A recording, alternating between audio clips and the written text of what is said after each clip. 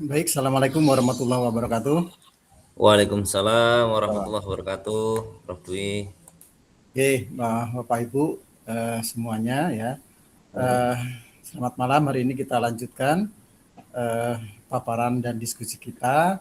Ada yang bertugas 3 orang. Ini sudah hadir semua. Jadi sambil menunggu yang lain, barangkali tidak apa-apa bisa kita mulai saja agar waktunya efektif ya, tidak terlalu malam. Nah, untuk eh, penyaji yang pertama sesuai dengan di Elena itu Pak Muhammad Amar ya, nanti dilanjutkan Pak Slamet dan Mbak Imanita ya. Nah, untuk teknisnya yang penyaji pertama itu nanti timernya yang penyaji kedua. Jadi Pak Slamet nanti menjadi moderator juga yang mengatur, membuka, nanti kalau ada pertanyaan mengatur penanya, kemudian nanti timer juga dan penutup. Nanti yang Pak Slamet menjadi penyaji, maka Mbak Yan Imanita nanti yang menjadi moderator dan timernya. Nanti yang Mbak Yan jadi penyaji, yang Pak Muhammad Amar nanti yang jadi timer dan moderatornya. Gitu ya, biar nanti waktunya bisa efisien juga. Itu ya. Mohon Jelas izin, ya? Pak. Ya.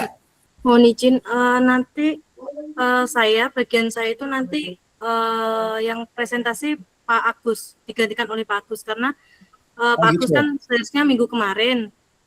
Nah, kebetulan juga Gitu. kesepakatannya tuh nanti saya minggu besok bersama yang informatika seperti itu, Bapak. Gitu. Ya, nanti kita daftar lagi yang minggu depan ya. Okay. Berarti yang minggu ini diganti ya. Okay, sama Pak Agus. Oh, baik ya.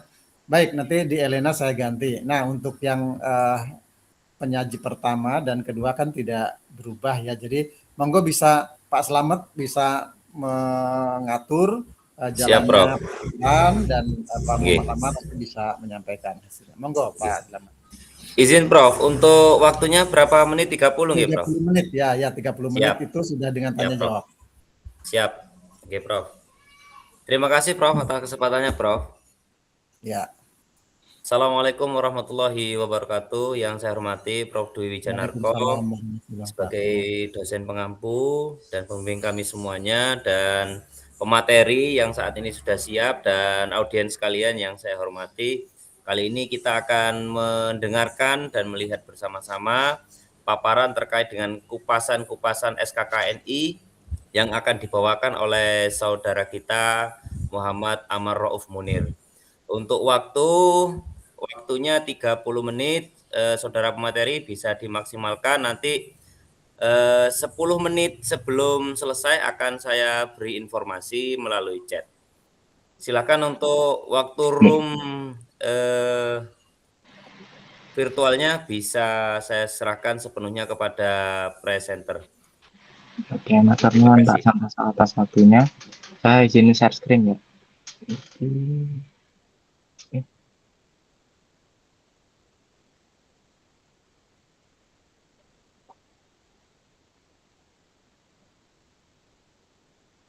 Apakah sudah terlihat?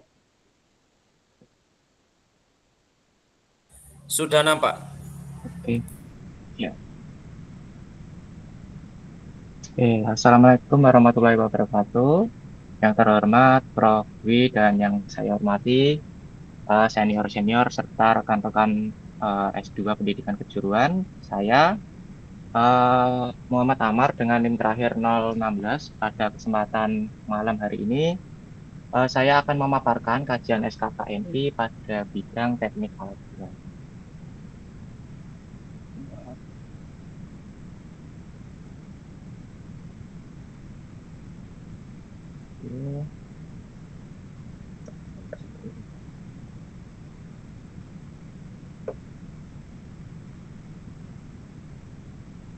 Kita langsung masuk ke sektor otomotif alat berat.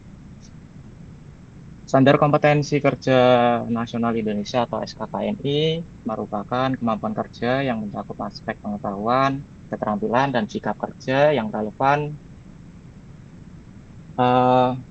dengan pelaksanaan tugas serta persyaratan jabatan yang ditetapkan sesuai peraturan perundang-undangan. Dalam bidang otomotif alat berat, SKKNI menjadi acuan utama untuk memastikan mekanik, operator, teknisi, dan supervisor memiliki kemampuan kompetensi sesuai dengan kebutuhan industri pertambangan, konstruksi, perkebunan, dan logistik berat.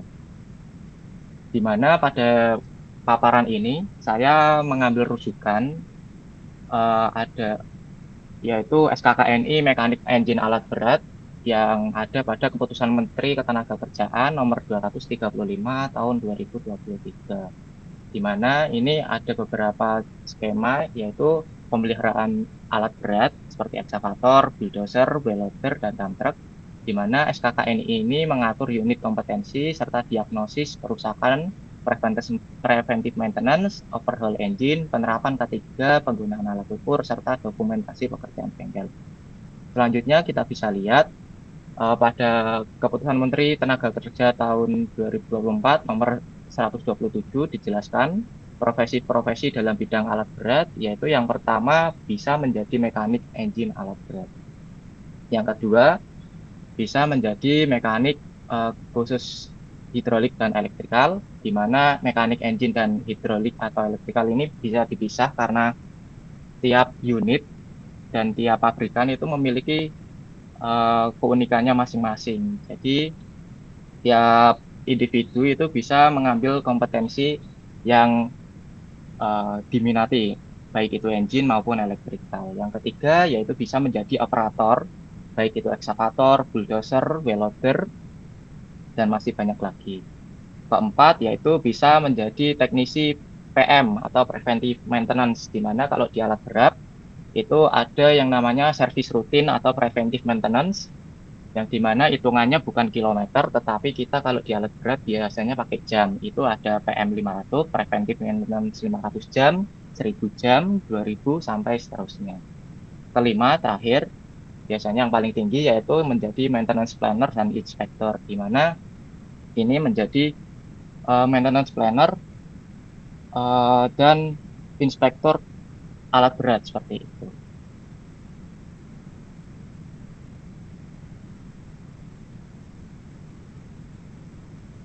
Oke, kita ke alur pelaksanaan sertifikasi alat berat, yang dimana alur ini saya ambil dari LSP Alat Berat Indonesia atau ABI, yang dimana sudah berlisensi BNSP.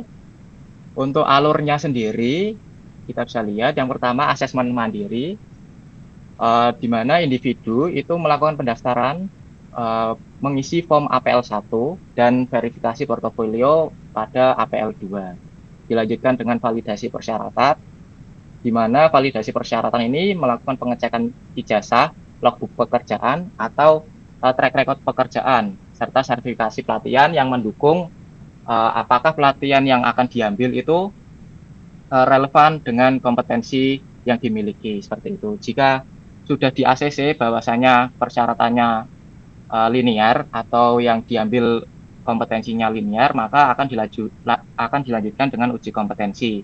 Uji kompetensi ini ada 3 metode. Yang pertama observasi praktek, yang kedua dari wawancara bukti, serta uji tertulis, seperti itu. Untuk dari pengalaman saya ketika melakukan uji kompetensi, yang dimana itu juga uji kompetensi alat berat, dilakukan dengan observasi praktek. Jadi asesor itu melihat langsung bagaimana kita melakukan unjuk kerja langsung pada unit. Yang kedua dari wawancara, di mana ketika kita sudah menyelesaikan kerja kita akan diwawancarai bahwasanya apa temuan-temuan dan apa yang harus ditindaklanjuti. Terakhir itu ada uji tertulis, di mana ketika kita melakukan pemeriksaan atau melakukan unjuk kerja itu ada tes tertulisnya, seperti itu. Terakhir ada keputusan BNSP, di mana keputusan ini merupakan hasil dari rekomendasi apakah kompeten atau belum kompeten dari lembaga LSP tersebut. Seperti itu. Oke, kita lanjut ke instrumen penilaian. Kita bisa lihat instrumen penilaian yang tadi sudah saya jelaskan, yaitu FR APL 1 atau form APL 1, di mana pemohon melakukan pengisian pada FRAPL 1 yang berisi yang pertama pada bagian 1 data diri, baik itu data pribadi serta data pekerjaan sekarang. Pada bagian 2 yaitu data sertifikasi. Pada bagian 2 ini peserta menuliskan judul, nomor skema, tujuan, dan daftar kompetensi sesuai kemasan pada skema sertifikasi yang akan dia ambil, seperti itu. Dan pada bagian 3 yaitu bukti kelengkapan. Pada bagian ini merupakan persyaratan awal untuk pemohon, sertifikasi, serta kompetensi yang mendukung dan relevan untuk di ACC-nya melakukan sertifikasi ini. Terakhir yaitu rekomendasi apakah diterima atau tidak sebagai peserta sertifikasi. Jadi di sini dilihat apakah track record-nya itu sesuai atau relevan ya dengan kompetensi yang dengan sertifikasi yang akan diambil, seperti itu. Selanjutnya form APL 2 atau asesmen mandiri. Setelah mengisi form APL 1, peserta dilanjutkan untuk mengisi asesmen mandiri, di mana peserta mengisi kriteria kompetensi awal yang dimiliki, dan pada akhir asesmen mandiri ini ditentukan apakah peserta ini sesuai atau bisa nggak dilanjutkan atau tidak untuk uji kompetensi selanjutnya. Seperti itu. Oke, selanjutnya kita melihat pemetaan standar kompetensi yang tertera pada Keputusan Menteri Ketenagakerjaan Republik Indonesia Nomor 235 Tahun 2023 tentang penetapan standar kompetensi kerja nasional Indonesia pada kategori konstruksi golongan pokok, konstruksi khusus pada jabatan kerja mekanik engine.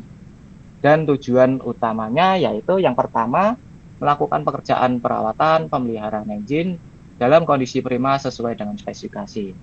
Sedangkan fungsi kuncinya itu ada 2, yaitu mengembangkan diri dan fungsi umum pekerjaan. Yang kedua yaitu melakukan perawatan pemeliharaan dan perbaikan engine alat berat sesuai dengan prosedur dan spesifikasi. Fungsi utamanya ada 3, yaitu mengembangkan fungsi umum pekerjaan, melakukan perawatan dan pemeliharaan engine. Ketiga, yaitu melakukan perbaikan engine. Dari fungsi dan tujuan utamanya, ini bisa kita lihat fungsi dasarnya ada 7. Yang pertama, menerapkan ketentuan dan peraturan perundang-undangan yang terkait keselamatan dan kesehatan kerja di lingkungan tempat kerja. Kedua, melakukan komunikasi dan kerjasama di tempat kerja. Ketiga, membuat laporan pekerjaan. Keempat, mengidentifikasi komponen utama engine. Kelima, melaksanakan pemeliharaan engine. Keenam, melaksanakan perbaikan engine. Dan terakhir, menganalisis dan mengatasi gangguan troubleshooting pada engine alat berat. Selanjutnya, pemetaan ini kita bisa lihat ada daftar unit kompetensi, yaitu pada kode unit nomor poin 1 sampai 5, yang dimana poin 1 yaitu dengan kode unit F.43MA B00.001.1 sampai dengan F43MA B00.005.1, yang dimana kegiatan atau judul unit kompetensi yang dilakukan yaitu yang pertama mengidentifikasi komponen utama engine, kedua melaksanakan pemeliharaan engine, ketiga melaksanakan perbaikan engine, keempat menganalisis dan mengatasi gangguan atau troubleshooting pada engine alat berat, dan kelima membuat laporan pekerjaan. Selanjutnya, yaitu KUK kriteria unjuk kerja yang dilakukan, saya ambil pada kode unit F.43MA B00.001.1, yang dimana judul unitnya yaitu melakukan pemeliharaan engine. Dengan KUK, dengan elemen kompetensi itu ada 4. Yang pertama, melakukan persiapan pekerjaan pemeliharaan. Kedua, menyiapkan peralatan suku cadang dan bahan untuk pemeliharaan. Ketiga, melaksanakan pemeriksaan, pengukuran, dan penyetelan. Keempat, melaksanakan penggantian suku cadang dan minyak lumas. Dengan KUK, bisa kita lihat pada tabel, itu ada pada poin 1.1 sampai 4.4. Untuk KUK-nya, yang pertama itu kelengkapan keselamatan kerja disiapkan sesuai dengan kebutuhan. Kedua, merek tipe, nomor seri engine, serta hour meter dicatat ke dalam format daftar simak atau checklist. 1.3 yaitu manual book dipilih sesuai dengan spesifikasi engine. Sepengalaman saya untuk kegiatan ini, peserta itu menuliskan pada JSA atau Job Safety Analysis, di mana ini menganalisis keselamatan kerja dan menganalisis potensi-potensi bahaya yang ada, serta menuliskan nomor seri engine yang akan digunakan untuk uji kompetensi. Kita bisa lihat pada poin 2.1, yaitu tools dan specialist tool disiapkan sesuai dengan jenis pekerjaan, suku cadang disiapkan sesuai dengan kebutuhan, 2.3 bahan yang diperlukan disiapkan sesuai dengan kebutuhan. Selanjutnya, kondisi fisik atau VBEL diperiksa secara visual. 3.2 kekencangan VBEL celah kartu putaran engine diukur dan di-setel sesuai dengan manual book. Kita bisa lihat untuk KUK-nya, untuk selanjutnya bisa dilihat sendiri ya, dan jika dibutuhkan nanti bisa saya kirimkan untuk lampiran contohnya seperti itu. Untuk menyingkat waktu, kita lanjutkan terlebih dahulu.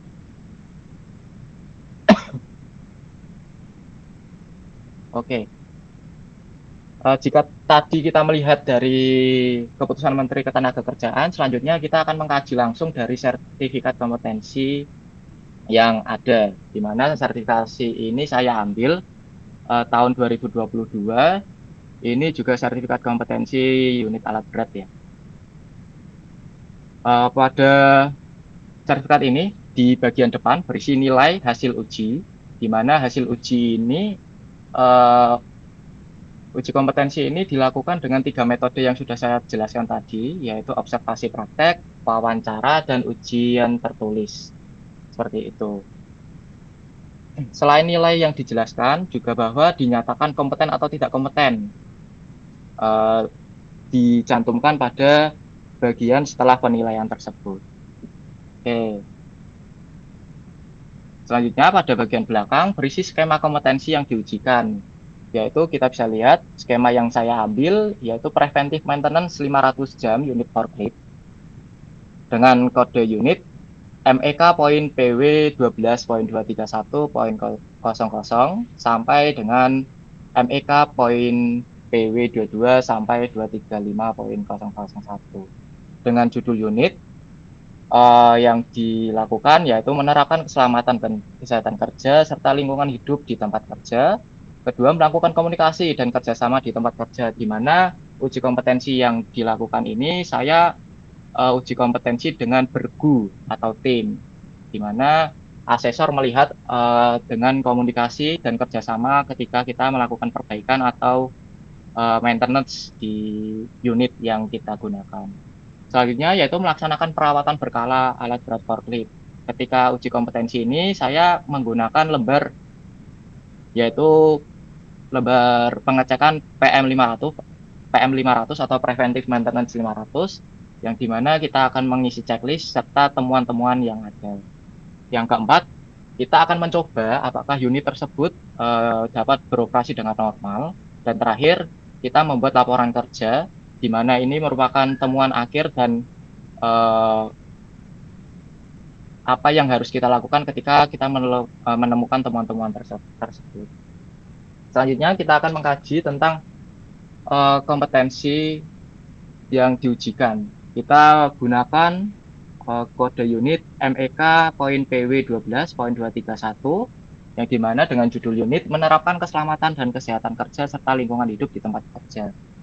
Pada kode unit ini elemen KUK-nya yaitu elemen kompetensi yang pertama mengidentifikasi potensi bahaya dan resiko kecelakaan kerja, kedua mengantisipasi bahaya dan resiko kecelakaan kerja, ketiga mengendalikan bahaya dan resiko kecelakaan kerja.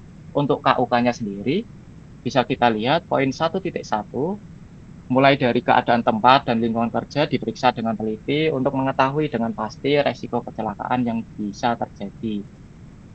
Bisa dilihat langsung ya rekan-rekan karena menyingkat waktu. Dan selanjutnya itu KUK ada sampai poin 3.4 yaitu daftar simak potensi pencemaran lingkungan diisi dengan benar dan konsisten sebagai bahan evaluasi. Pada kode unit ini untuk pelaksanaannya kita sebagai peserta diwajibkan untuk membuat sebuah lembar JSA Job Safety Analysis dan melakukan P2H untuk melihat bahaya-bahaya atau potensi kecelakaan serta resiko kerja dan bagaimana menanggulangi sebelum kita melakukan unjuk kerja tersebut, seperti itu. Selanjutnya kita bisa lihat ya, implementasi serta rekomendasi yang bisa saya berikan. Yang pertama, realitas lapangan. Ini yang pertama, biaya bagi fresh graduate dan pekerja informal. Biaya tinggi ini saya lihat untuk sertifikasi yang tadi saya ambil, karena dulu saya SMK itu uji kompetensinya gratis ya. Tapi untuk sertifikasi lisensi BNSP, kemarin saya lihat untuk sertifikasi yang sama dengan punya saya itu sekitar 1,5, itu masih promo. Dan ketika harga normal pun biasanya sekitar 4,5 sampai 5 ke atas lah. Nah, untuk rekomendasi yang bisa saya berikan yaitu subsidi sertifikasi untuk mahasiswa tingkat akhir dan pekerja pemula. Karena mahasiswa tingkat akhir itu juga membutuhkan sertifikasi, ketika melamar kerja juga dibutuhkan ya, seperti itu. Ketika untuk biaya tinggi, maka untuk mahasiswa tingkat akhir akan kesulitan untuk menjangkau atau mendapatkan pekerjaan karena terkendala sertifikasi yang dipunya, seperti itu. Selanjutnya, keterbatasan LSP spesifik alat berat di daerah. Dikarenakan alat berat atau unit yang digunakan itu mahal ya, maka tiap daerah itu belum punya LSP yang bersertifikasi BNSP. Saya lihat itu kalau sertifikasi BNSP itu cuma ada 2. Ada LSP ABI, Alat Berat Indonesia, dan satunya apa gitu, saya lupa namanya. Seperti itu. Untuk rekomendasi yang saya bisa berikan yaitu peningkatan masif jumlah tempat uji kompetensi dan LSP sektor, di mana LSP ini bisa mengajak atau menggandeng industri-industri pertambangan atau industri-industri alat berat agar meringankan biaya yang dibutuhkan. Selanjutnya, untuk realitas di lapangan untuk masalahnya yaitu kesenjangan kompetensi real versus portofolio kertas. Banyak pekerja-pekerja itu memiliki kompetensi yang ahli di bidangnya, tetapi untuk sertifikasi mereka tidak punya. Karena untuk melakukan sertifikasi pun mahal. Seperti itu. Jadi, saya memberikan rekomendasi ketika pekerja tersebut membuat sebuah portofolio digital yang dimana mereka mendokumentasikan pekerjaan dan pengalaman kerjanya, dibuat sebuah portofolio, dan ketika melakukan sertifikasi itu bisa diajukan sebagai syarat ya, agar dimudahkan, karena kalau punya portofolio kan pasti akan lebih mudah untuk uji kompetensinya. Selanjutnya, sertifikasi sekedar formalitas dan syarat tender. Banyak sertifikasi yang ada cuman dilakukan untuk ada-adaan aja, karena untuk mendapatkan sertifikat aja, seperti itu. Selanjutnya yang bisa saya berikan atau rekomendasi yang bisa saya berikan yaitu industri itu terlibat aktif pada kegiatan sertifikasi yang akan dilakukan, seperti itu. Ketika industri terlibat langsung, maka sertifikasi yang dilakukan akan bukan cuman hasilnya cuman sertifikasi kosong, tetapi juga dengan syarat dan standar industri tersebut, seperti itu. Terakhir, kesimpulan, keberhasilan implementasi SKK ini itu tidak hanya ditentukan oleh keberadaan regulasi. Sertifikasi harus diposisikan sebagai fondasi ekosistem yang continuous professional development, bukan sekedar syarat administrasi masuk kerja saja, di mana daya saing tenaga kerja nasional lahir dari sinkronisasi mutlak antara kurikulum vokasi, ketegasan lembaga sertifikasi, dan validasi kurikulum dunia industri, seperti itu. Mungkin cukup sekian dari saya untuk paparan kali ini. Jika ada saran, masukan, dan pertanyaan bisa disampaikan. Saya kembalikan ke Pak Santoso. Terima kasih atas waktunya, Bapak. Monggo dilanjut. Oke, terima kasih Mas Muhammad Amar. Kasih aplaus dulu Bapak Ibu. Luar biasa presentasinya. Baik, waktunya masih ada sekitar 9 menit. Terima kasih aplausnya rekan-rekan. Ada 9 menit untuk tanya jawab, boleh diskusi dan lain sebagainya. Untuk yang pertama mungkin ada dari Mas Ahmad Aftoni. Bagaimana Mas Amar, siap untuk menerima pertanyaan? sebentar Bapak, saya ambil buku dulu, saya catat dulu. Oke, siap. Ya, yang lainnya boleh nampung kalau masih ada waktu nanti saya beri kesempatan 2 sampai 3 penanya. Kalau misalkan pertanyaannya Mas Ahmad Aftoni tidak terlalu berat dan jawabnya bisa cepat, bisa penanya berikutnya ada kesempatan. Siap Mas Amar? Siap Pak. Oke, Monggo Mas monggo Mas Aftoni. Aftoni bisa disampaikan. Pertama, boleh di-share screen tadi yang pas sertifikat yang dari United Tractor itu, Mas. Oke Mas, bentar Mas. Pertanyaan saya udah, Mas. Mohon maaf ya, Mas Amar ya. Saya aslinya itu mau bertanya, sertifikat yang di-share Mas Amar itu apakah keluarkan dari BNSP atau bekerja sama dengan Dudi, ya? Soalnya kok beda seperti itu dengan sertifikasi yang dilakukan oleh BNSP untuk keluaran sertifikatnya seperti itu. Itu yang pertama, Mas. Mungkin yang kedua, ini oleh bercabang, Bro. Boleh. Jadi, mungkin saya tidak terlalu paham ya dalam bidang alat berat. Cuman memang untuk kendala alat berat itu kompleks ya, karena biaya untuk pembelian praktik itu kan bahan praktik itu kan tinggi ya, Mas. Mas Amar lulusan SMK Negeri 1 Semarang ya? Iya Mas, SMK Ini 1. apakah SMK 1 belum ada LSP-nya ya? Ini bertanya dengan nada kata Pak San, nada sopan santun gitu. Nah, itu ya Mas. Coba kalau dari sertifikatnya Mas Amar itu coba dicek Mas, itu masuk level berapa kalau dalam KKNI, maupun saja. Terima kasih. Assalamualaikum warahmatullahi wabarakatuh. Waalaikumsalam warahmatullahi wabarakatuh. Silakan Mas Amar bisa langsung ditanggapi dengan nada yang jelas dan tegas. Siap, saya izin menanggapi ya guys, Pak Mas Aftoni. Untuk sertifikasi ini atau sertifikat ini belum BNSP. Kalau sertifikat BNSP biasanya ada logo Garudanya Mas, seperti itu. Jadi ini cuman saya cek afiliasi ya Mas Amar. Gimana? Saya cek di Google itu ABI itu berlisensi dari BNSP. Jadi pihak ketiga yang bisa menyelenggarakan uji kompetensi seperti itu kalau cari di Google.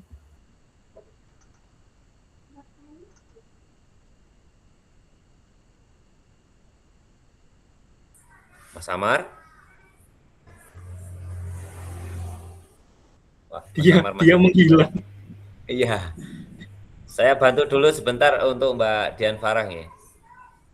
Kalau afiliasi ya, tapi mungkin ini ini sudah sip, mantap. Monggo Mas, bisa ditanggapi Mas Amar.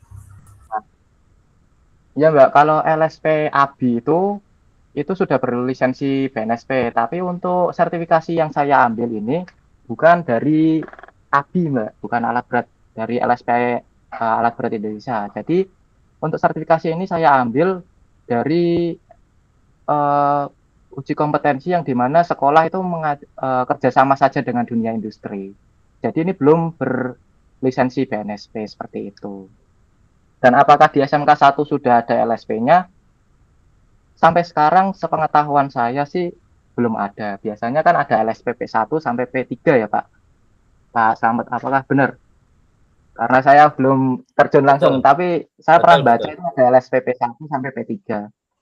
Karena ketika kemarin saya lantik itu masih merencanakan seperti itu. Apakah bisa SMK 1 itu mengadakan atau membuat LSP seperti itu. Jadi untuk sertifikasi ini belum BNSP. Biasanya kalau BNSP itu ada logo Garudanya seperti itu. Kalau LSP ABI emang udah BNSP Mbak Farah ya. Seperti itu.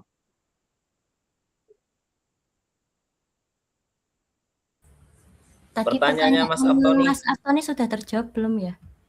Belum yang kedua kayaknya. Yang kedua kayaknya. Dilanjut Ya. dulu Yang aja. kedua, apakah LSP SMK 1 itu sudah apakah di SMK 1 ada LSP-nya ya Mas ya tadi? Dan satu lagi Mas, yang apakah poin yang dari Dudi itu termasuk skema KKNI pada level berapa ya? Apakah itu hanya diambil dari standarisasi Dudi atau memang itu dari dari SKKNI? Oke, Yang untuk kode unit di sertifikasinya Mas Amar. Nah, ya, kode unit itu. Nah, oh, sudah terjawab deh Mas. Kalau memang itu dari Dudi kan berarti tidak pakai KKNI nggih. Ngoten. ya itu diambil dari skemanya itu dari LSP ABI Mas. Tapi ini bukan keluaran dari ABI seperti itu. Jadi Oh, ini nggih. skemanya ngikut LSP alat berat Indonesia seperti itu, tapi belum PNSP. Berarti semisal kita keluarkan sertifikat tapi di sana mencantumkan judul unit dari SKKNI itu tidak bermasalah nggih Mas. Setahu saya ya saya nggak bisa jawab sih Mas kalau itu Mas. Kalau mencantumkan atau tidak kan ada ketentuannya, saya takut salah menjawab seperti itu. Gimana Pak Santoso, apakah diperbolehkan? Apa ini? Mencantumkan kode unit dan judul unit dari SKKNI Pak untuk sertifikat Dudi.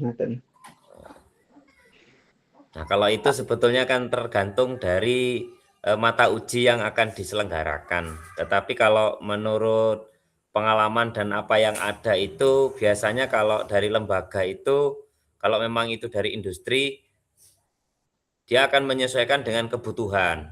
Kebutuhan biasanya begitu. Tetapi kebanyakan kalau tidak memakai LSP, maka mencantumkan dan tidak mencantumkan itu sudah tersirat.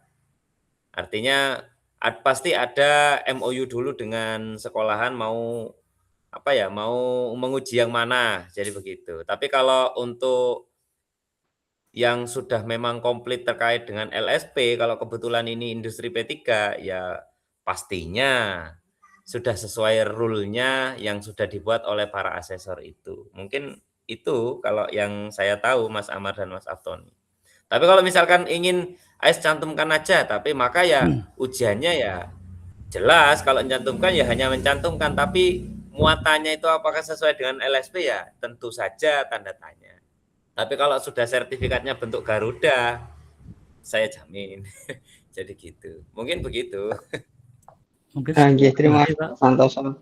Terima kasih Pak Santoso atas Mbak Farah. ya. Kita lanjut. Nanti aja. Tinggal setengah menit ini. Tinggal setengah menit. Pak Santoso. Monggo Pak. Ya, apakah mau closing statement-nya Mas Amar ada setengah menit? Closing statement mungkin saya ucapkan terima kasih untuk Pak Santoso sudah memoderatori untuk paparan saya malam hari ini. Mungkin cukup sekian dari saya. Wassalamualaikum warahmatullahi wabarakatuh. Waalaikumsalam warahmatullahi wabarakatuh. Saya mohon maaf sebagai moderator belum bisa mewadahi Mbak Dian Farah ya Mbak. Nggak apa-apa, nanti dijawab Pak Santoso. Siap. Monggo. Yang berikutnya moderator yang penyaji ketiga, monggo. Siapa tadi? Saya Pak. Yang menggantikan Mbak siapa tadi ya? Mbak Yan tadi siapa ya, penggantinya Mbak? Saya Pak Agus Arif Hakim. Oh iya Pak Agus ya. Berarti Pak Agus sebagai moderator ya. Yang menyampaikan Pak Slamet ya. Silakan. Ya. Terima kasih. Sebelumnya Assalamualaikum warahmatullahi wabarakatuh. Waalaikumsalam warahmatullahi wabarakatuh. Terima kasih Pak Prof Dwi. Sebelumnya pada malam hari ini dalam pembelajaran kali ini ada beberapa pemateri yang akan menyampaikan keterkaitan dengan SKKNI. Untuk pemateri yang kedua ada saudaraku, temanku, Bapak Muhammad Slamet Santoso. Kepada beliau langsung saja tempatkan waktu 30 menit, tidak boleh kurang tapi boleh lebih ya Pak. Terima kasih kepada Siap. Pak Santoso, kami persilakan. Oke. Izin share screen Bapak Ibu sekalian dan Prof. Dwi. Apakah sudah nampak share screen saya? Belum, Pak. Belum. Sampun, Pak. Ini udah. Sampun. Oke, siap. Izin saya mulai. Assalamualaikum warahmatullahi wabarakatuh. Yang saya hormati Prof. Dwi, semoga sehat selalu dalam membimbing kami semuanya, dan terima kasih kepada Pak Agus atas kesigapannya terkait dengan moderator. Saya akan membahas sedikit tentang SKKNI di teknik otomotif. Kebetulan saya ini pernah membuat MUK dari 2 kompetensi, dan kebetulan ini yang paling sering saya disuruh nguji itu di teknik body repair. Tapi akan saya juga bahas terkait dengan teknik sepeda motor. Bapak Ibu sekalian, di teknik sepeda motor itu sebetulnya dalam sertifikat kompetensi teknik sepeda motor adanya SKKNI, asesmen, penilaian, dan sertifikat. Jadi kita fokusnya pada metodenya. Di sana pasti ada praktek dan lisan. Dari kegiatan asesmennya pasti fokusnya pada perawatan, diagnosis dalam perbaikan teknik sepeda motor. Untuk penilaiannya itu ada penilaian perbaikan dan penilaian istilahnya kayak observasi langsung. Untuk outcome-nya itu yang jelas pasti ada sertifikat. Nah, di sini terkait dengan implementasi di SKKNI otomotif itu betul dari yang disampaikan beberapa materi sebelumnya. Secara ruang lingkup itu teknik otomotif itu terbagi menjadi 4 Bapak Ibu, TKR, TSM, teknik kendaraan non TBKR, bodi kendaraan, dan teknik alat berat. Di sini akan saya fokus kepada teknik sepeda motor, tapi akan saya tunjukkan nanti MUK saya di teknik bodi kendaraan otomotif dan kendaraan ringannya. Namun di sini juga kita perlu mentargetkan bahwasanya ini juga merupakan tujuan akhirnya, yaitu meningkatkan mutu lulusan, link and match, dan daya saing yang tinggi.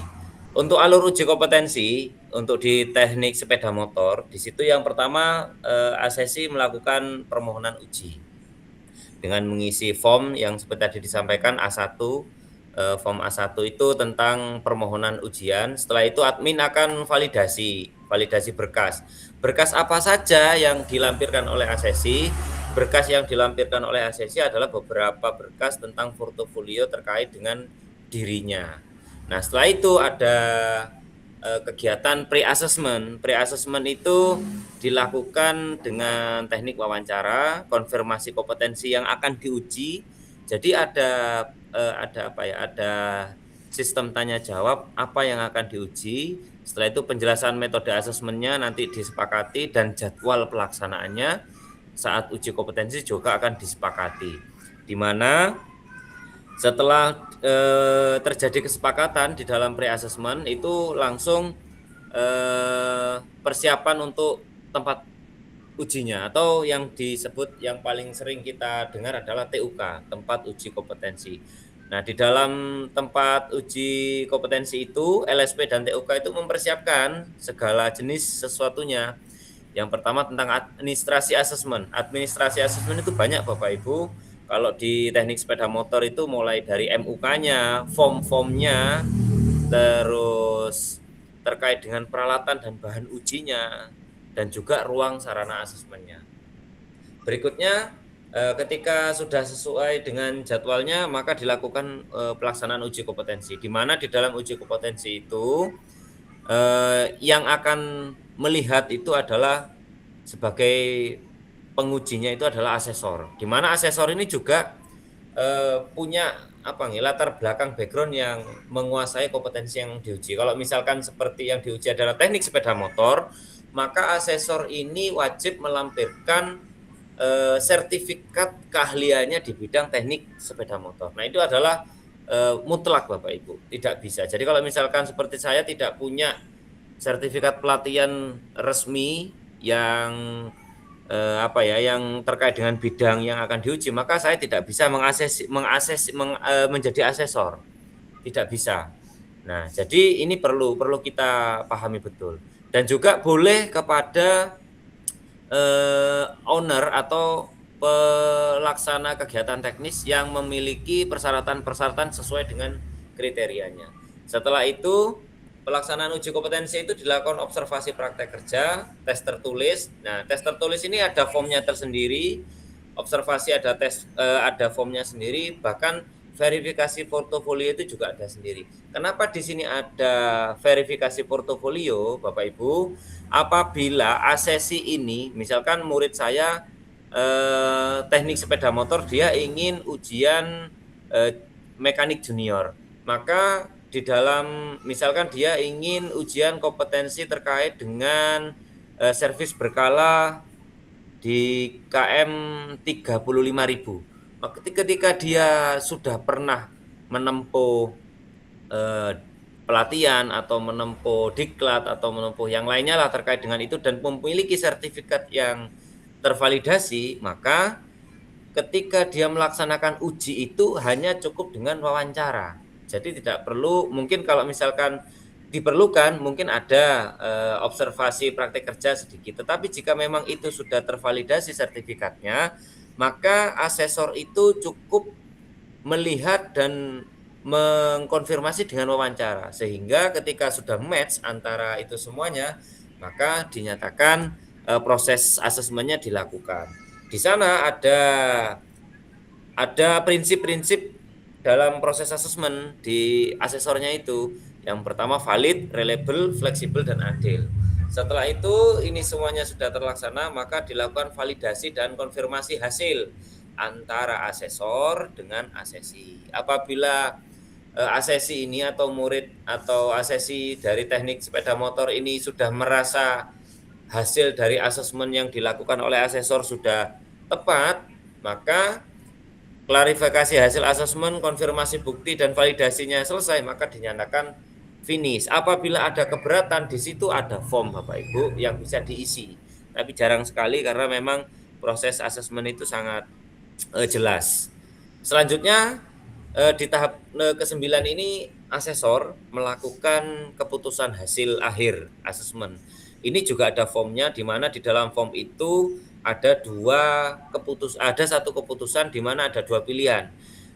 Dari hasil asesmen, asesi ini apakah dinyatakan kompeten atau belum kompeten. Itu adalah hak prerogatif dari asesor dengan berdasarkan hasil asesmen yang dilakukan pada saat pelaksanaan uji kompetensi.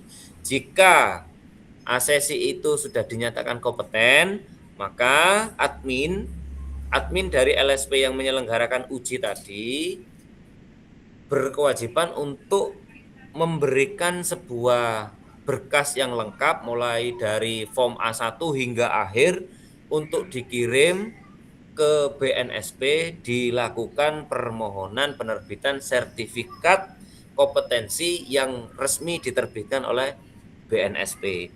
Namun apabila belum kompeten, maka bisa reschedule ulang. Dan melihat apa yang kiranya yang bikin asesi ini belum bisa kompeten. Jadi begitu. Berikutnya terkait dengan profesi sesuai dengan SKKNI yang di teknik sepeda motor terutama. Ini teknisi sepeda motor. Teknisi sepeda motor ini terbagi dari beberapa hal. Yang pertama chief mekanik, terus ada juga service advisor dan lain sebagainya. Ini banyak sekali Bapak Ibu sekalian. Berikutnya permasalahan umum pada sertifikasi terkait dengan LSP. Di sini ada tantangan eksternal, adanya kesenjangan antara sekolah dan industri. Yang kedua, pemahaman antara SKKNI dengan asesi ini kadang masih minim. Yang terjadi di sekolah itu seperti itu. Ini pada umumnya. Tantangannya di internalnya pasti terdapat keterbatasan TUK atau sarana. Ini sangat jelas karena terutama di sekolah-sekolah kecil. Yang kedua, proporsi asesor, jumlah dan kualitasnya itu masih tidak sebanding. Berikutnya, instrumen autentisitasnya asesmen ini masih sangat terbatas. Biasanya instrumen ini akan bagus tergantung dari asesornya. Asesornya kalau memiliki pengetahuan yang luas, maka instrumen MUK-nya itu akan lebih bagus. Dan waktu pelaksanaannya kadang yang terbatas dan terburu-buru. Berikutnya Bapak Ibu, rekomendasi pelaksanaan uji kompetensi LSP yang di SMK saya. Jadi ini saya fokus kepada SMK saya. Di sini kolaborasi dengan LSPP 1 yang sudah berdiri. Ini punya rencana, saya itu kalau di SMK saya kan belum ada LSP, nggih. Di SMK saya itu akan melakukan afiliasi kerjasama dengan LSPP 1 yang ada di SMK Negeri 1 Tegong. Nah, ini akan melakukan kerjasama terkait dengan itu. Keinginan kami mengusulkan untuk dibukanya kompetensi terkait dengan teknik sepeda motor. Sementara di LSP-nya P1-nya SMK Tegong itu masih 7 bidang kompetensi. Berikutnya adanya pengembangan struktur kurikulum antara SKKNI, struktur kurikulum dan Dudika. Ini perlu adanya rekonstruksi baru, memapping standar achievement industrial feedback loop. Jadi kami itu akan mencoba untuk mengasah lagi, merekonstruksi lagi yang setidaknya SKKNI, struktur kurikulum dan Dudika itu betul-betul match. Karena yang terjadi adalah kita digembleng untuk melaksanakan dan dituntut untuk melaksanakan struktur kurikulum, padahal Dudika tidak sesuai dan SKK ini tambah jauh. Nah, ini perlu. Berikutnya adanya training asesor. Kan standarnya itu Bapak Ibu, setiap kompetensi minimal 2 asesor. TUK-nya juga kami akan selaraskan dengan MUK. Berikutnya peningkatan kualitas produk, link and match-nya terkait dengan Dudika dan SMK. Yang berikutnya ini perlu ada upgrade TUK yang sesuai dengan perkembangan zaman tentunya. Yang berikutnya ASESI disiapkan dengan model skill passport. Nah, skill passport ini adalah hal yang baru bagi anak-anak karena biasanya yang pada umumnya itu adanya UKK itu di akhir. Dan UKK di akhir itu kita tidak boleh memilih hanya potongan kecil aja. Jadi pemerintah itu memberikan sodoran pos gitu. Jadi ada 3 pos biasanya kalau uji kompetensi. Tetapi kalau memakai skill passport ini akan terakomodir. Anak-anak ini atau ASESI ini sudah sudah menguasai berapa kompetensi. Nah, ini kompetensi kecil itu mereka akan tempuh mulai dari kelas 10 hingga kelas 12 awal. Di kelas 12 akhir, mereka tidak akan terlalu banyak untuk menempuh kompetensi kalian yang sudah disediakan secara penuh itu. Nah, ini harapannya dengan skill passport ini akan meringankan kinerja dari ASESI itu sendiri untuk lebih mematangkan proses kegiatan LSP yang akan mereka usulkan untuk ujian kompetensinya. Kesimpulannya Bapak Ibu sekalian, pencapaian SKKNI itu standar kooperatif berorientasi pada industri. Penilaian, pengetahuan keterampilan sikap secara terpadu, perform based assessment dilaksanakan melalui sistem sertifikasi kompetensi LSP, KUK-nya itu jelas dan harus terukur. Sedangkan solusi implementasi yang ada di SMK Negeri Rowo Kangkung, kami akan mencoba untuk mengkomunikasikan lebih intensif, sinkronisasi, pelatihan dan sertifikasi asesor. Meskipun ini agak mahal Bapak Ibu, ini sekitar 3.500.000 kalau untuk diklat asesor, tapi kalau RCC itu 1.500.000. Berikutnya penataan TUK sesuai syarat dan pendirian LSPP 1 tentunya dengan tim bantuan. Jadi artinya kalau tidak pakai bantuan kadangkala sangat mahal. Izin saya ingin menunjukkan sedikit, saya hentikan dulu sebentar. Izin saya menunjukkan sebuah karya saya terkait dengan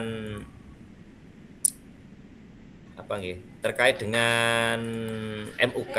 Sebentar, saya buka dulu. Bentar nggih Bapak Ibu.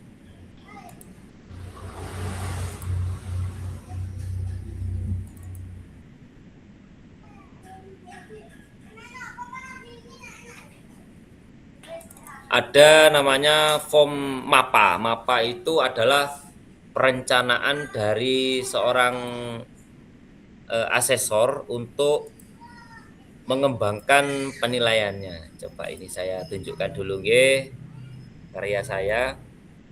Jadi mohon maaf, ini yang saya tunjukkan ini adalah MUK pada skema sertifikasi KKNI level 2 kompetensi keahlian teknik bodi otomotif di klaster pengecatan bodi otomotif Bapak Ibu. Jadi di sini ini saya membuat sendiri. Ini sesuai dengan perencanaannya. Jadi ada turunan dari KUK, turunannya terkait dengan ini. Ada elemen satu yaitu mengikuti prosedur pada tempat kerja untuk mengidentifikasi bahaya dan penghindarannya. Nah, ini adalah KUK-nya Bapak Ibu. Ini adalah rencana saya. L itu langsung. Jadi penilaiannya pakai langsung, dan ini adalah CL. CL itu pada ini melakukan checklist observasi. Nah, di sini. Nah, ini adalah perencanaan penilaian saya dari KUK yang sudah dipaparkan di sini. Nah, ini muncul elemen 2. Elemen 2 itu memelihara kebersihan perlengkapan dan area kerja. Di sini muncul memilah perlengkapan sebelum melakukan pembersihan dan perawatan secara rutin. Yang akan saya lihat adalah hasil observasi untuk memilah ini. Ini adalah secara langsung dan checklist observasinya. Nah, artinya Bapak Ibu, ketika saya ingin melihat asesi melakukan ini, maka saya akan melakukan secara langsung untuk melihat apakah ini dilakukan atau tidak. Jika dilakukan, maka saya checklist. Tentu saya checklist terus sampai ke bawah. Di sini ada DPL, ada DPT, nah begitu. Ini simbol-simbol saja. Saya tunjukkan lagi di proses ini Bapak Ibu, di proses job sheet-nya, atau di sini bisa dikatakan checklist observasi. Nah, ini checklist observasinya ini bentuknya seperti ini. Saya izin share lagi sedikit. Checklist observasi. Nah, ini. Nah, ini Bapak Ibu, checklist observasinya begini. Bentuknya begini. Jadi ketika kita ingin mengikuti prosedur, kita melihat elemennya mengikuti prosedur pada tempat kerja untuk mengidentifikasi bahaya dan menghindarinya. KUK yang ada itu saya membuat 5 KUK. Ada 5 KUK sesuai dengan SKKNI-nya. Backsmith-nya itu SOP K3LH. Rekomendasinya, misalkan dari asesi ini tidak melakukan KUK ini, maka perlu saya lakukan belum kompeten. Jadi saya centang saja. Jadi gitu. Misalkan ini, ini asesinya sedang melakukan, maka akan saya centang kompetensi. Dan begitu seterusnya sampai pada akhir elemen. Di sini banyak. Nah, Bapak Ibu sekalian, dari sepengalaman saya menjadi asesor, yang menjadikan tadi hambatan waktu dan lain sebagainya itu terjadi karena berkas dan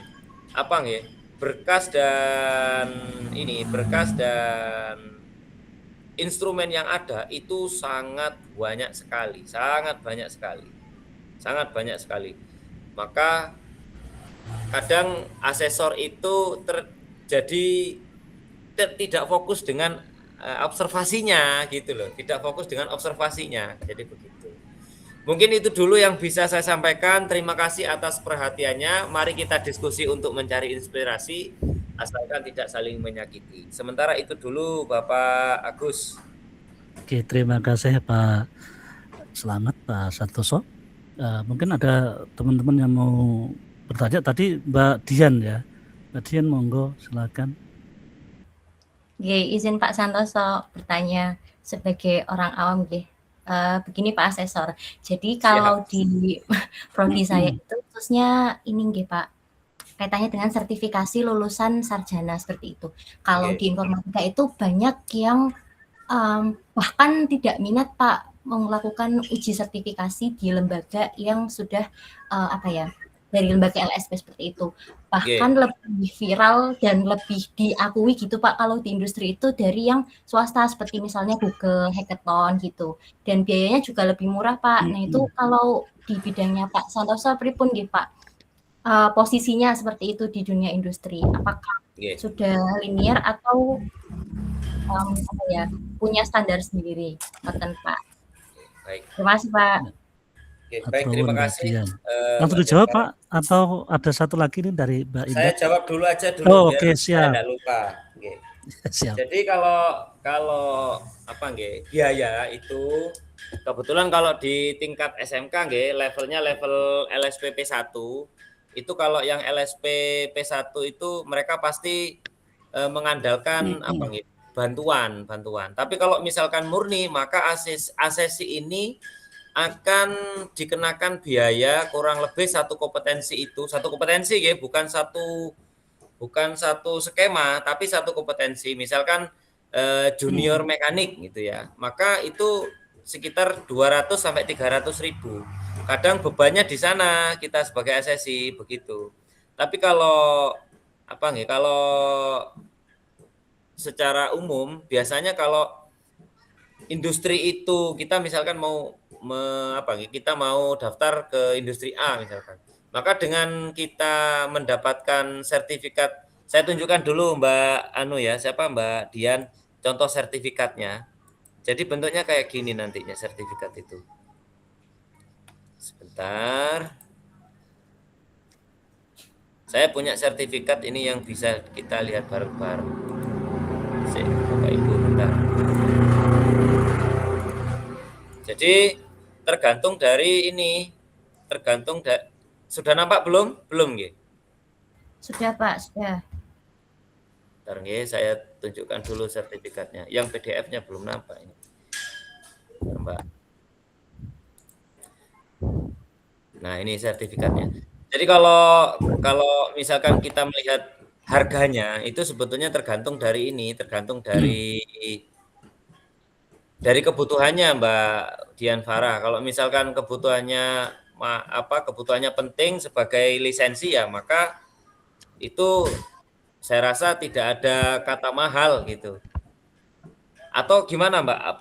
Pertanyaan tadi yang kedua ya, Mbak? Pasarnya sih Pak. Jadi di industri itu biasanya menyeleksinya pripun Pak dari lembaga yang non LSP itu apakah sudah kredibel ngoten Pak atau harus dari LSP? Kalau informatika kan standarnya sudah beda nggih Pak dari swasta yang lebih diutamakan ngoten Pak. Oke. Jadi kalau dari sepengetahuan saya tergantung dari industrinya sih Mbak. Tetapi mau dari manapun kalau itu sudah kredibel ya saya rasa nggih, kalau misalkan saya sebagai kerjasama dengan industri itu mereka tidak ada masalah. Tetapi ya itu tadi senyampang kalau kita jajarkan sebentar kok nggak bisa keluar ya saya ya. Bentar nggih. Kalau kita jajarkan terkait dengan ini terkait dengan sertifikat itu miliknya LSP ini sebetulnya lebih nilainya lebih kuat karena sudah terverifikasi gitu. Tetapi kembali lagi kalau misalkan ada pihak luar yang di luar dari LSP, mohon maaf ini kayaknya tidak bisa saya munculkan ini. Kalau dari pihak luar itu kalau pelatihan misalkan kalau office ya, misalkan office gitu. Ya maka office itu kalau tidak punya LSP ya itu sudah kuat, tidak ada masalah gitu. Tapi kalau seperti teknik sepeda motor biasanya dudi-dudinya ini mereka ini lebih percaya terhadap sertifikat yang berlisensi, jadi begitu. Belum lagi kalau misalkan seperti alat pengelasan gitu ya, pengelasan itu ada khusus, pengelasan itu ada pelatihan khusus dan pengujian khusus, bahkan mungkin industri itu sendiri punya badan sendiri yang tidak dinaungi LSP. Tetapi kembali lagi kalau misalkan dijajarkan antara sertifikat LSP, orang yang memiliki sertifikat LSP dengan memiliki yang lain, kalau misalkan kredibilitasnya itu lebih tinggi LSP, maka poinnya itu akan lebih banyak di LSP. Itu mungkin Mbak Dian Farah. Nggih, matur nuwun Pak San, nanti terkait dari posisi dari prodi lain bisa dilanjutkan next presenter mungkin nggih Pak. Monggo, itu Mas Amar sudah sangat ingin bertanya itu Pak kayaknya. Terima kasih. Mungkin Mbak Indah tadi yang Mbak Indah dulu sebelum Mas Rauf deh. Mbak Indah. Ya, baik, terima kasih atas waktunya Pak Agus. Ya, ini izin bertanya Pak Slamet Santoso gitu. Ini berdasarkan mengenai pengamatan saya selama mengajar ini gitu. Karena memang saya kan baru terjun di mengajar itu barusan gitu Pak San. Nah, itu saya mengamati dari pelaksanaan UKK kelas 12 di tahun ini gitu. Saya melihat itu UKK di sekolah kami itu menggunakan LSP dari sekolah lain. Nah, karena memang di sekolah kami itu belum memiliki LSP P1. Nah, itu dari hasil pengamatan saya, itu untuk MUK, itu untuk soal yang diujikan, itu kan kalau di saya itu kan konstruksi Pak, gitu, bangunan dengan uji unit kompetensinya itu menggambar gitu kan. Nah, itu saya amati dari soal ujiannya itu dari tingkat kompleksitasnya itu dan dari durasi pengerjaan itu tidak lebih tinggi dibanding jika menggunakan skema mandiri Pak. Yang dari Direktorat SMK Kemendikdasmen gitu. Jadi dari skema mandiri itu kan ada 4 paket uji gitu dengan jam yang kurang lebih itu sekitar 15 sampai 18 jam gitu. Dengan tingkat kesulitan itu malah lebih tinggi Pak. Daripada LSP. Kalau di LSP itu kemarin saya itu cuma 4 jam dengan materi uji itu yang menurut saya itu kalau dibandingkan mandiri itu tidak terlalu sulit gitu. Iya. Ya, itu menurut Pak San sendiri sebagai asesor uji gitu ya. Nah, ini dari pelaksanaan UKK ini itu pandangan jenengan itu bagaimana gitu. Kan terdapat perbedaan tingkat kesulitan dari mungkin skema mandiri, skema okupasi dan mungkin dari dunia industri sendiri gitu.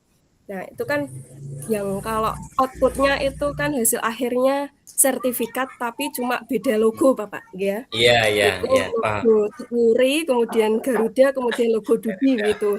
Yang membedakan hanya itu.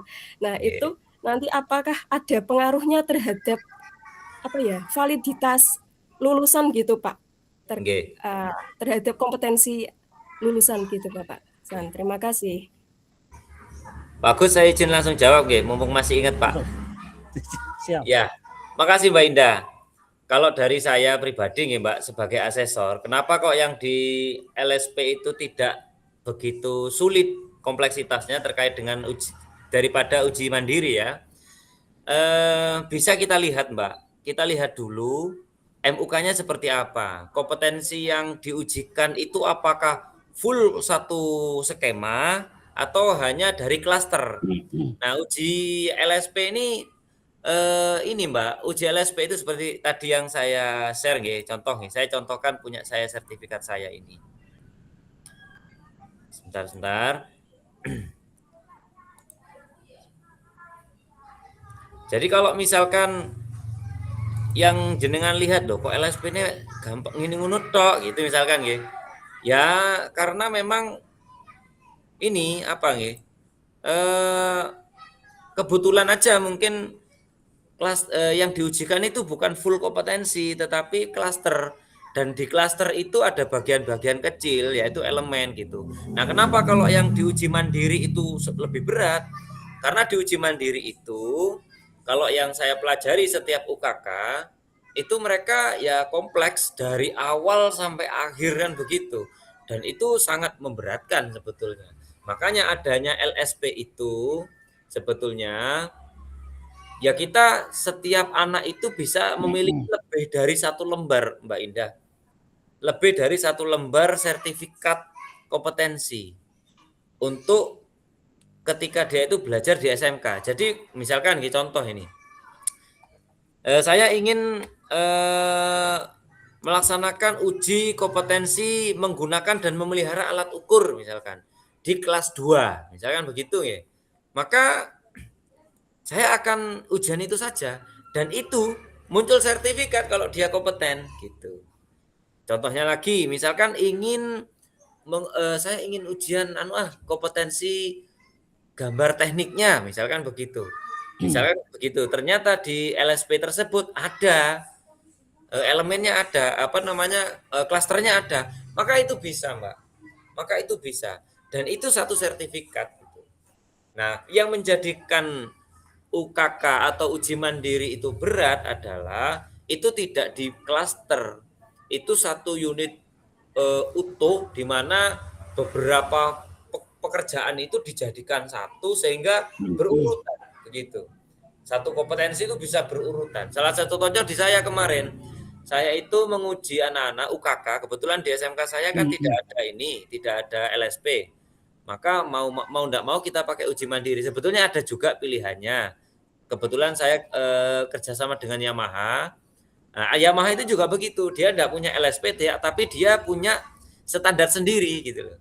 Jadi anak ini kalau mau ujian di Yamaha, maka ini soal ujiannya sama enggak lulus, ya berarti enggak lulus. Itu kalau di versi Yamaha. Apakah sertifikatnya laku? Ya laku dong. Pasti laku dong. Itu. Nah, tetapi yang karena menurut saya, karena saya sebagai pengajarnya, arek-arek ini enggak mampu.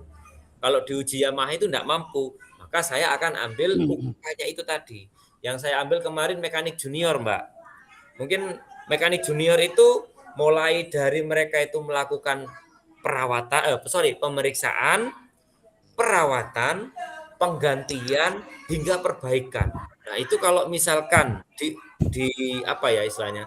Di waktu itu waktunya sekitar 10 jam, Mbak. Satu murid itu harus mengerjakan 10 jam sebetulnya. Harusnya begitu. Tetapi karena kita ringkas jadi setiap anak itu 2 jam melakukan itu. Yo peok, Mbak. Mulai dari pemeriksaan, terus perawatan, perbaikan, bahkan sampai penggantian spare part.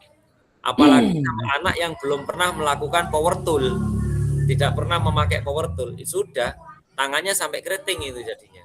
Nah, tapi kalau kita pakai LSP, saya ingin uji kom LSP CVT saja, perawatan CVC dulu. Bisa, tetapi kalau itu tidak utuh, maka diberi skill paspor dulu. Skill paspor, misalkan ada 37 kompetensi misalkan, atau ada 25 kompetensi. Skill paspornya ada sekitar 24 anak ini, 24 skill paspor uji. Nah, ujian terakhir hanya 1 kompetensi. Ringan, Mbak, kelihatannya. Tetapi dia langsung dapat sertifikat utuh. Gitu ceritanya. Makanya mulai dari beberapa dekade ini, guru-guru teknik otomotif itu, khususnya Jawa Timur, melakukan konsolidasi MGMP. Apabila sekolahan tersebut belum punya LSP, maka harus berafiliasi gitu. Kalau misalkan tidak mau melalui uji LSP, maka boleh dengan rekanan Dudi yang tadi disampaikan sama Mas Amar, sama Mbak Dian Farah, itu laku, bukan tidak laku selama yang menyelenggarakan itu bonafit. Dalam artian bonafit itu dapat dipercaya integritasnya. Jadi begitu. Kalau misalkan alat berat dengan UT gitu, ya masih laku. Apakah ditolak di perusahaan murid kita akan mendaftar? Ya enggak juga, itu juga sebagai pertimbangan. Tetapi pergeseran saat ini, kebanyakan kalau lulusan anak-anak kita, lulusan SMK, lembaran-lembaran kertas itu hanya sebagai pelengkap saja. Jadi mereka itu akan melihat yang paling utama itu attitude-nya. Kalau attitude sudah bagus, baru dilihat referensi apa saja yang mereka lakukan. Baru HRD-nya itu suruh cross check, apakah benar ini, apakah benar sertifikat ini, apakah benar sertifikat ini. Jadi begitu. Mungkin itu sementara itu, Mbak Indah. Terima kasih Pak Slamet. Ini terima kasih Pak Sam. Ini saya bertanya lagi, Pak. Maksudnya untuk klaster yang tadi itu tuh bagian dari KUK begitu ya, Pak ya? Anaknya KUK Bukan. gitu. Bukan, klaster itu bagian dari skema. Jadi misalkan skemanya teknik sepeda motor itu ada klaster junior mekanik, ada apa-apa, jadi begitu. Kalau di body repair, kalau di body otomotif itu klasternya ada panel-panel body, ada kelistrikan, ada aksesoris, terus ada pengecatan. Jadi kayak gitu. Di setiap klaster ini muncul beberapa elemen. Elemennya ini muncul beberapa KUK. Nah, KUK-nya ini akan dijabarkan gitu. Oh, baik. Karena kan saya lihat dari MUK-nya yang di LSP itu KUK-nya itu sama, Pak, seperti yang di Mandiri begitu. Tapi untuk soal pengerjaannya itu ya tadi cuma bagian pengerjaan, misal kalau di bangunan kan itu full menggambar dari semua bagian denah tampak potongan. Nah, itu kalau di LSP itu cuma di denahnya aja, kemudian potongan itu cuma satu aja gitu. Jadi kalau KUK itu sudah terstandar, Mbak, di SKKN itu sudah jelas. Di skema itu juga sudah jelas. Yang menjadikan berbeda itu implementasinya itu dari inovasi jabaran setelah KUK-nya. Jadi itu tergantung dari asesornya. Kalau asesornya memiliki pengalaman yang banyak seperti Pak Agus gitu, misalkan saking sering selamanya bekerja di pendidikan, maka itu akan semakin detail mereka gitu. Mungkin itu. Oke, baik Pak San, terima kasih atas jawabannya. Saya sudah tercerahkan ini. Dapat terima jawabannya. kasih, Linda. Kalau untuk kurang puas nanti dibahaskan di luar ya, Mbak. Oke, baik Pak Agus. Mohon maaf Mas Rauf, ini waktunya udah melebar sampai 5 menit ini, 6 menit. Ini saya bilang monggo sih sebenarnya bisa sampai selesai ya Pak. Cuman kalau untuk kita dibatasi waktu untuk presentasi Pak San dan tanya jawab juga. Sebelum kita akhiri, mohon kalau plus gak dengar ya Pak ya, mungkin kasih like, subscribe pada Pak San. Terima kasih untuk Pak San. Dari saya mohon maaf. Assalamualaikum warahmatullahi wabarakatuh. Waalaikumsalam warahmatullahi wabarakatuh. Matur nuwun. Monggo dilanjut yang Muhammad tadi ya, Amar yang menjadi moderator. Matur nuwun Prof di atas waktunya. Di sini saya sebagai moderator terakhir untuk paparan oleh Bapak Agus Hakim. Mungkin untuk waktu dan tempat kami persilahkan. Waktu saya mulai nih dari paparan awal. Terima kasih. Matur nuwun Mas Rauf. Saya coba screen share.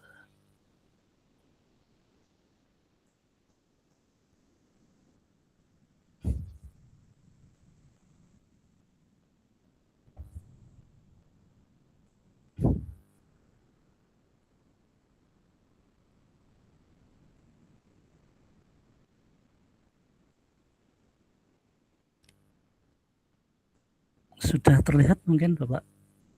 Sampun Pak. Sudah Pak. Sebentar, saya coba untuk ini biar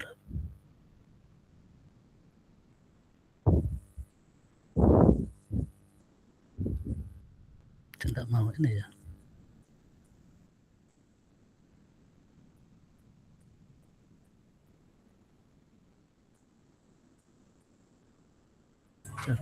Pakai yang baca itu Pak, bentuk buku itu mungkin Pak Agus.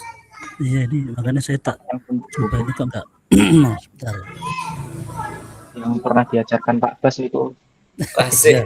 Udah, ini kok enggak mau lagi.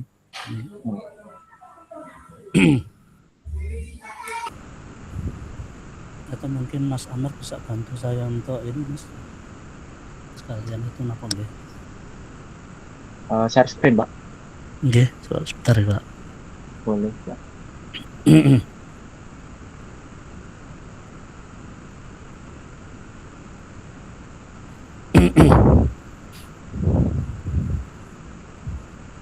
Bentar Mas Amar.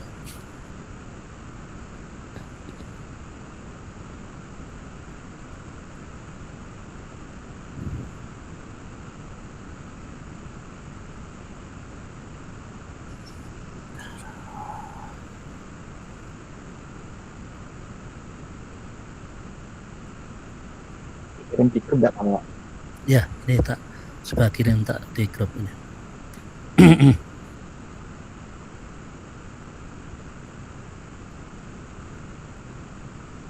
agak lenut.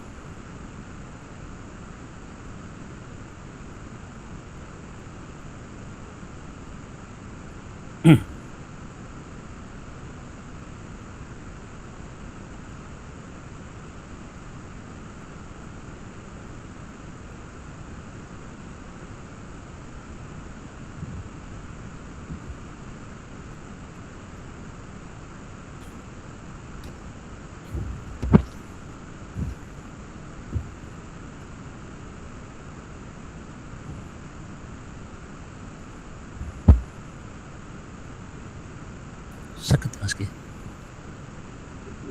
Sakit Pak.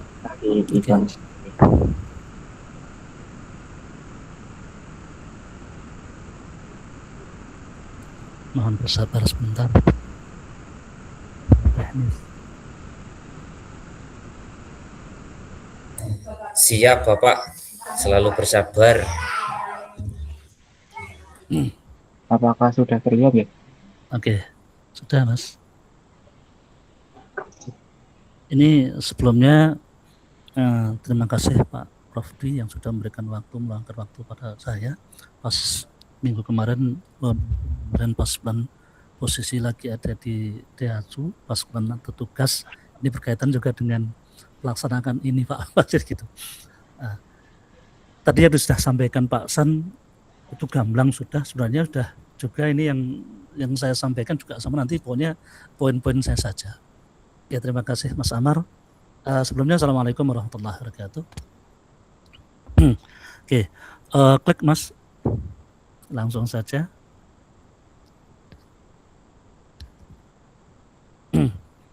Next. Nah, ini ya benar di sini. Di latar belakang sertifikasi yang memang pas yang saya sampaikan ini kaitannya dengan satu skema yang saya ambil itu pas kebetulan okupasi di perawatan kendaraan. Nah di sini dari latar belakang yang mau disampaikan bahwa munculnya sertifikasi, adanya sertifikasi adalah untuk pengakuan kompetensi yang memenuhi hak tenaga kerja untuk mendapatkan pengakuan atas kompetensi yang dimiliki.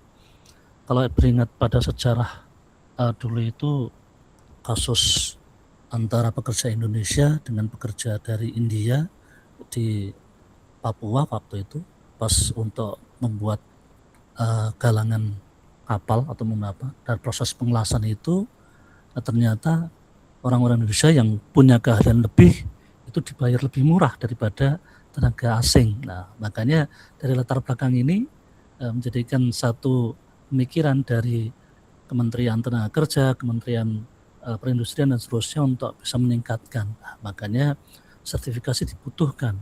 Salah satunya adalah sebagai pengakuan. Yang kedua, kebutuhan industri itu sendiri. Bahwa industri juga butuh ada yang namanya orang maintenance atau orang yang punya keahlian sendiri. Nah, selain itu juga itu ada daya saing. Di mana sekarang kalau pas kita bicara produk otomotif ya, daya saing yang lumayan, apalagi produk mobil kendaraan itu ya dari mulai mobil konvensional yang sekarang sudah mulai ditinggalkan, sekalipun mungkin ada yang masih menggunakan karena antik seperti itu mungkin ya. Yang selanjutnya sekarang udah ada mobil injeksi, ada mobil hybrid, sekarang lagi ada mobil mobil listrik gitu kan, dimana full pergerakannya dari listrik. Kalau hybrid itu kan cuman engine yang ini untuk menggerakkan penggerak daya dari listrik. Nah, acuan dan di situ juga salah satunya adalah untuk menjadi acuan pelatihan yang menjadi standar pengembangan pendidikan berbasis kompeten. Harapannya SMK bukan SMK sastra yang seperti yang disampaikan kemarin dari beberapa materi pembelajaran, bahwa kita SMK adalah vokasi. Sama juga dengan mungkin yang digadang-gadang oleh UNAS itu sendiri, ada S2 vokasi. Bedanya apa dengan S2 yang dulu? Ya bedanya kalau pas yang dulu tidak fokus ke vokasinya, tidak fokus ke ini, tapi lebih melebar gitu. Next Mas.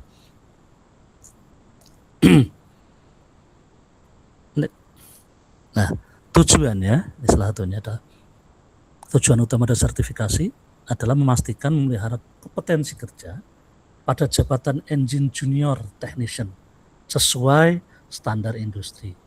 Menjadi acuan baku, ini bukan buku ya, baku bagi LSP dan asesor dalam pelaksanaan uji kompetensi. Ruang lingkupnya, karena kita bahasnya adalah otomotif, di sini adalah peluang kerja bidang otomotif di bidang kendaraan roda 4 yang meliputi kompetensi teknis untuk melihara mesin atau engine pada tingkat junior. Mekanik. Next, Mas. Nah, levelnya yang saya sampaikan tadi sebenarnya kalau saya cerita tentang kaitannya dengan apa yang di ini, level kita untuk pelaksanaan skema itu adalah level 2 sampai level 3 junior mekanik atau junior technician. Kalau orang bilang itu kalau di bengkel, masuk ke bengkel itu masih helper ya. Sebagai pembantu seorang mekanik senior yang sudah lama di situ. Lah, di situ tanggung jawabnya apa? Pelaksana tugas rutin sesuai dengan instruksi dan standar operasional dasar. Nah, kalau pas levelnya 4, 5, seperti hanya kita mahasiswa atau mungkin yang mungkin S1, seperti yang disampaikan itu sudah masuk ke senior mekanik atau foreman, pimpinan ya di situ, kepala regu. Nah, di situ sudah sampai ke arah diagnosa kerusakan dan koordinasi tim teknis. Ini kalau foreman, kalau pas di industri, kalau pas di bengkel-bengkel biasanya kalau pas enggak foreman ya service advisor biasanya seperti itu. Nah, kalau pas level 6-nya, nah ini di service manager atau bagian trainernya, kepala bengkelnya sudah dilebih lagi karena punya tugas manajemen strategis bengkel dan pengembangan sumber daya manusia di bengkel itu sendiri. Next, Mas. Nah, ini salah satu unit kompetensi engine junior technician. Itu ada melaksanakan keselamatan kerja ketiga ya, menggunakan peralatan, melaksanakan komunikasi, memperbaiki sistem hidrolik, melaksanakan teknik pematrian, terus menggunakan alat ukur, pematrian untuk pengelasan di situ. Kalau pas di kita pematrian, kalau pas di elektrikal itu ada penyolderan gitu ya. Terus ada perawatan berkala engine, ada merakit kepala silinder dan komponen, merakit blok silinder dan komponen juga, memelihara sistem pelumasan engine. Next, Mas. Dan seterusnya. Di sini salah satunya adalah sistem dingin engine, radiator, kontrol emisi, sistem rem, sistem kemudi, balance roda dan pelurusan roda atau steering dari situ. Next, Mas. Nah, persyaratan dasar untuk melaksanakan LSP. Ini kalau pas LSP-nya P1 di tingkat sekolah itu adalah siswa yang kelas 12 semester 5.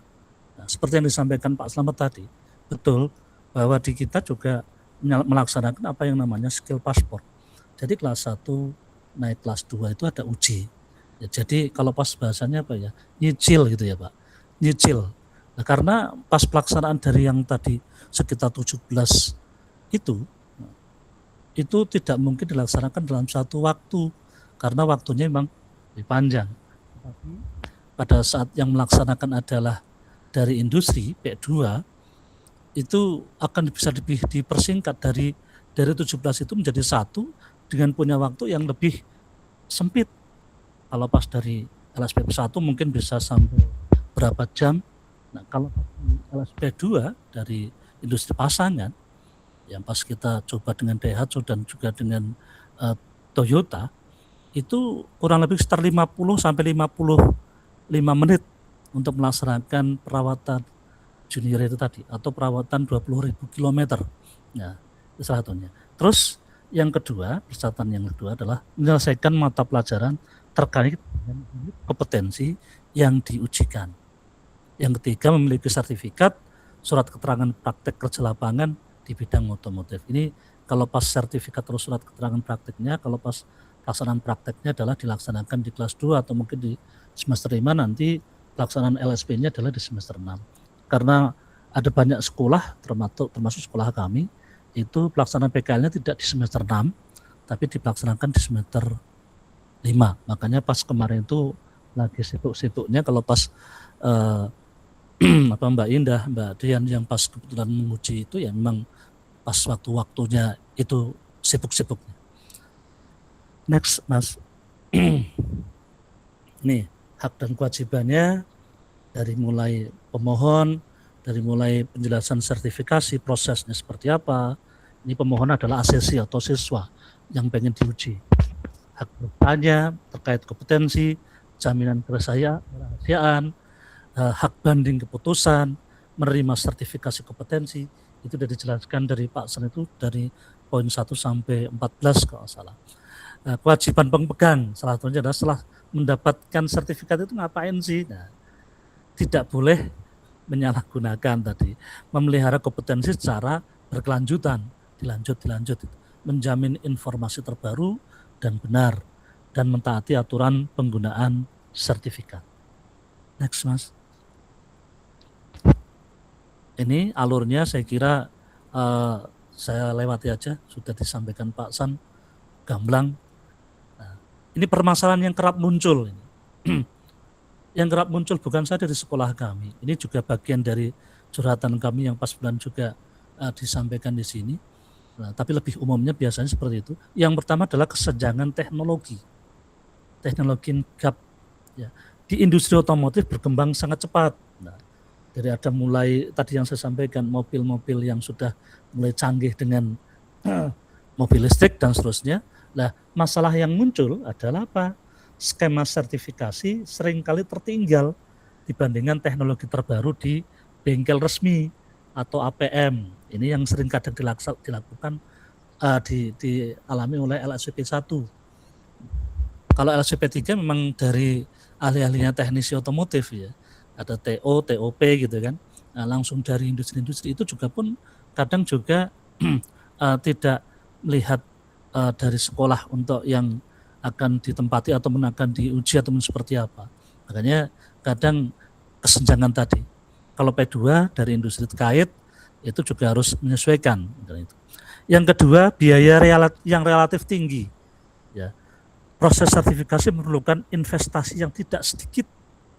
Masalahnya biaya pendaftaran, pelatihan prakompetensi hingga biaya transportasi menuju tempat uji kompetensi. Kalau sekolah itu atau mungkin itu tidak menggunakan tidak memiliki itu, nah seringkali memberatkan teknisi mandiri atau siswa SMK. Ini saya bilang teknisi mandiri biasanya dari teknisi dari orang-orang luar atau dari industri-industri yang memang pengen diuji seperti itu. Tanpa subsidi pemerintah atau dukungan perusahaan, banyak teknisi yang memilih untuk tidak tersertifikasi. Next, Mas. Yang ketiga, ketersediaan asesor yang kompeten. Ini saya sampaikan. Tidak semua sertifikasi asesor itu orang yang kompeten, apalagi kalau pas kita asesor nguji siswa. Kadang rasa enggak penak, rasa gimana gitu kan. Jadi nilai kompeten dan tidak kompetennya itu kadang hampir mungkin separuh atau 3/4 gitu ya untuk menjadikan anak itu kompeten atau mungkin tidak. Tapi ya tadi dengan cara mencicil tadi ya untuk sampai itu. Lah salah satu untuk sampai itunya adalah tadi. Hanya di sini ada tertulis asesor adalah ujung tombak penilaian. Namun jumlah kualitas yang seringkali menjadi kendala. Masalahnya banyak asesor yang berasal dari akademisi yang mungkin kurang terpapar pada dinamika teknisi baru di lapangan. Sebaliknya praktisi hebat di industri terkadang tidak memiliki waktu, kurang memiliki waktu, atau sertifikat metodologi untuk menjadi seorang asesor resmi. Kalau dari industri biasanya tahunya tentang teknis langsung. Secara metodologi dia kadang awam, tidak sampai ke arah sana. Tahunya sudah ada check sheet atau report sheet, dia menguji dengan itu. Tidak sampai arah seperti yang tadi disampaikan Pak San itu, KUK dan seterusnya seperti itu. Kecuali yang P3 langsung. Yang keempat, relevansi kurikulum dan skema sertifikasi. Nah, terdapat ketidaksinkronan antara apa yang diujikan dengan kebutuhan nyata di bengkel. Masalahnya, beberapa skema sertifikasi terlalu fokus pada teori atau prosedur administratif, Sementara di dunia otomotif, kemampuan troubleshooting, pemecah masalah yang praktis dan efisien jauh lebih dihargai. Next, Mas Prof. Ya. Yang kelima, pengakuan industri atau link and match-nya.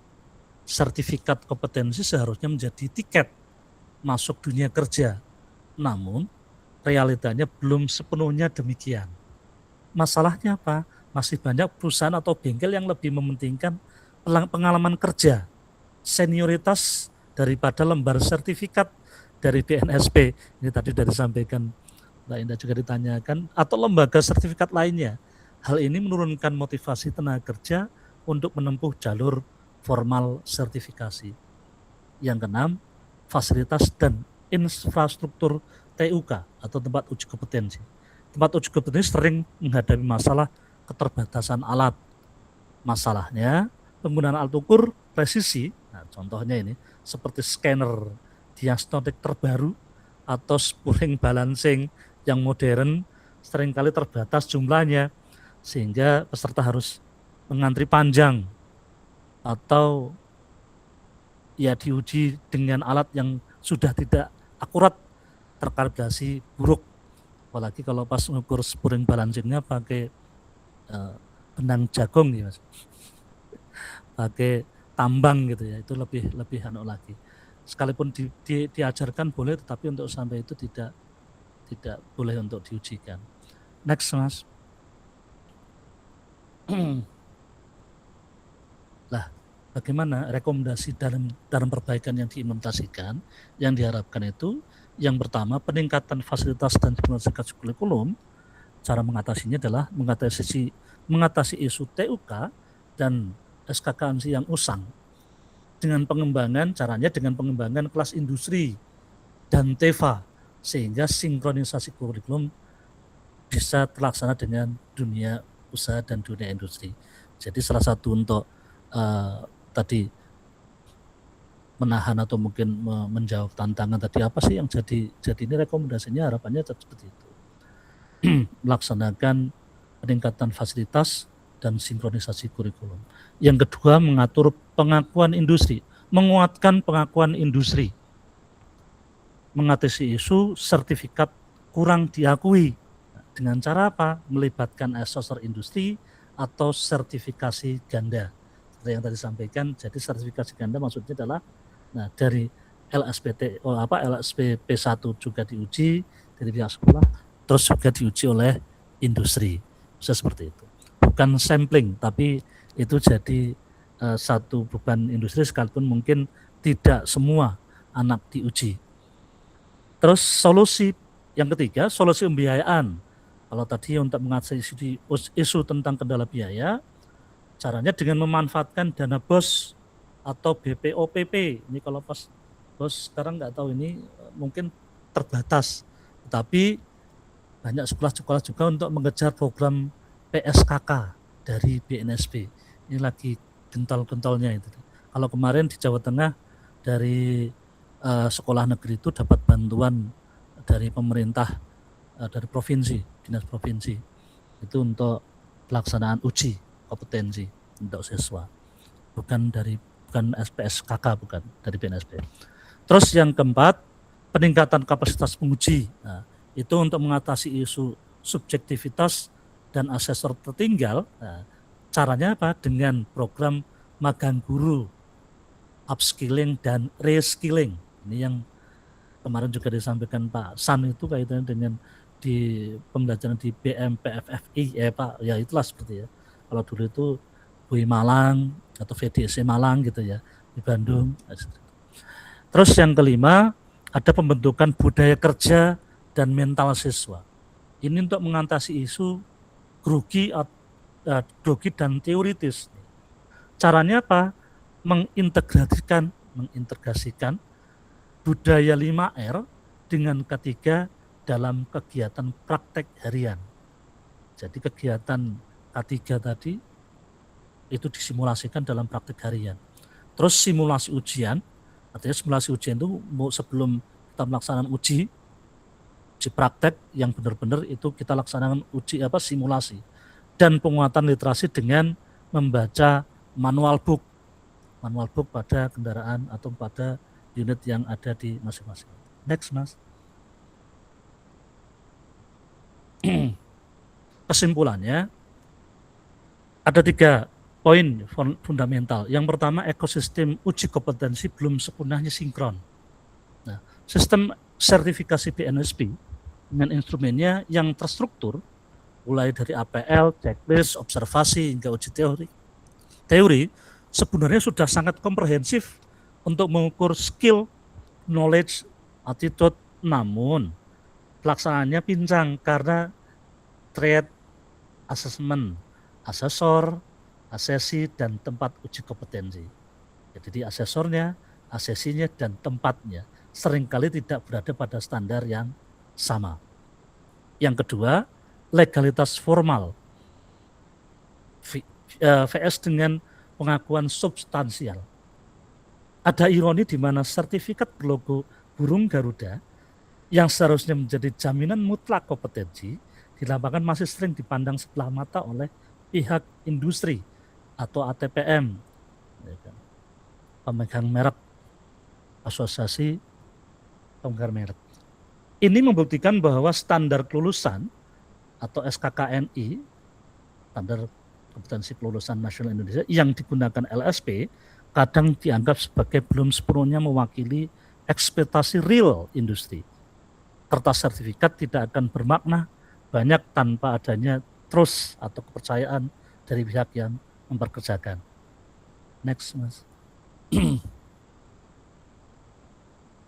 Yang ketiga, solusi mutlak, link and match yang berwujud nyata. Menyelesaikan masalah ini tidak bisa hanya dari sisi sekolah atau LSP saja. Harus ada intervensi industri secara total dan berkelanjutan. Penyelarasan kurikulum, kelas industri, seperti teaching factory, peminjaman fasilitas atau alat uji terkini, hingga melibatkan praktisi bengkel resmi sebagai asesor eksternal adalah syarat wajib mutlak, bukan sekedar program tambahan.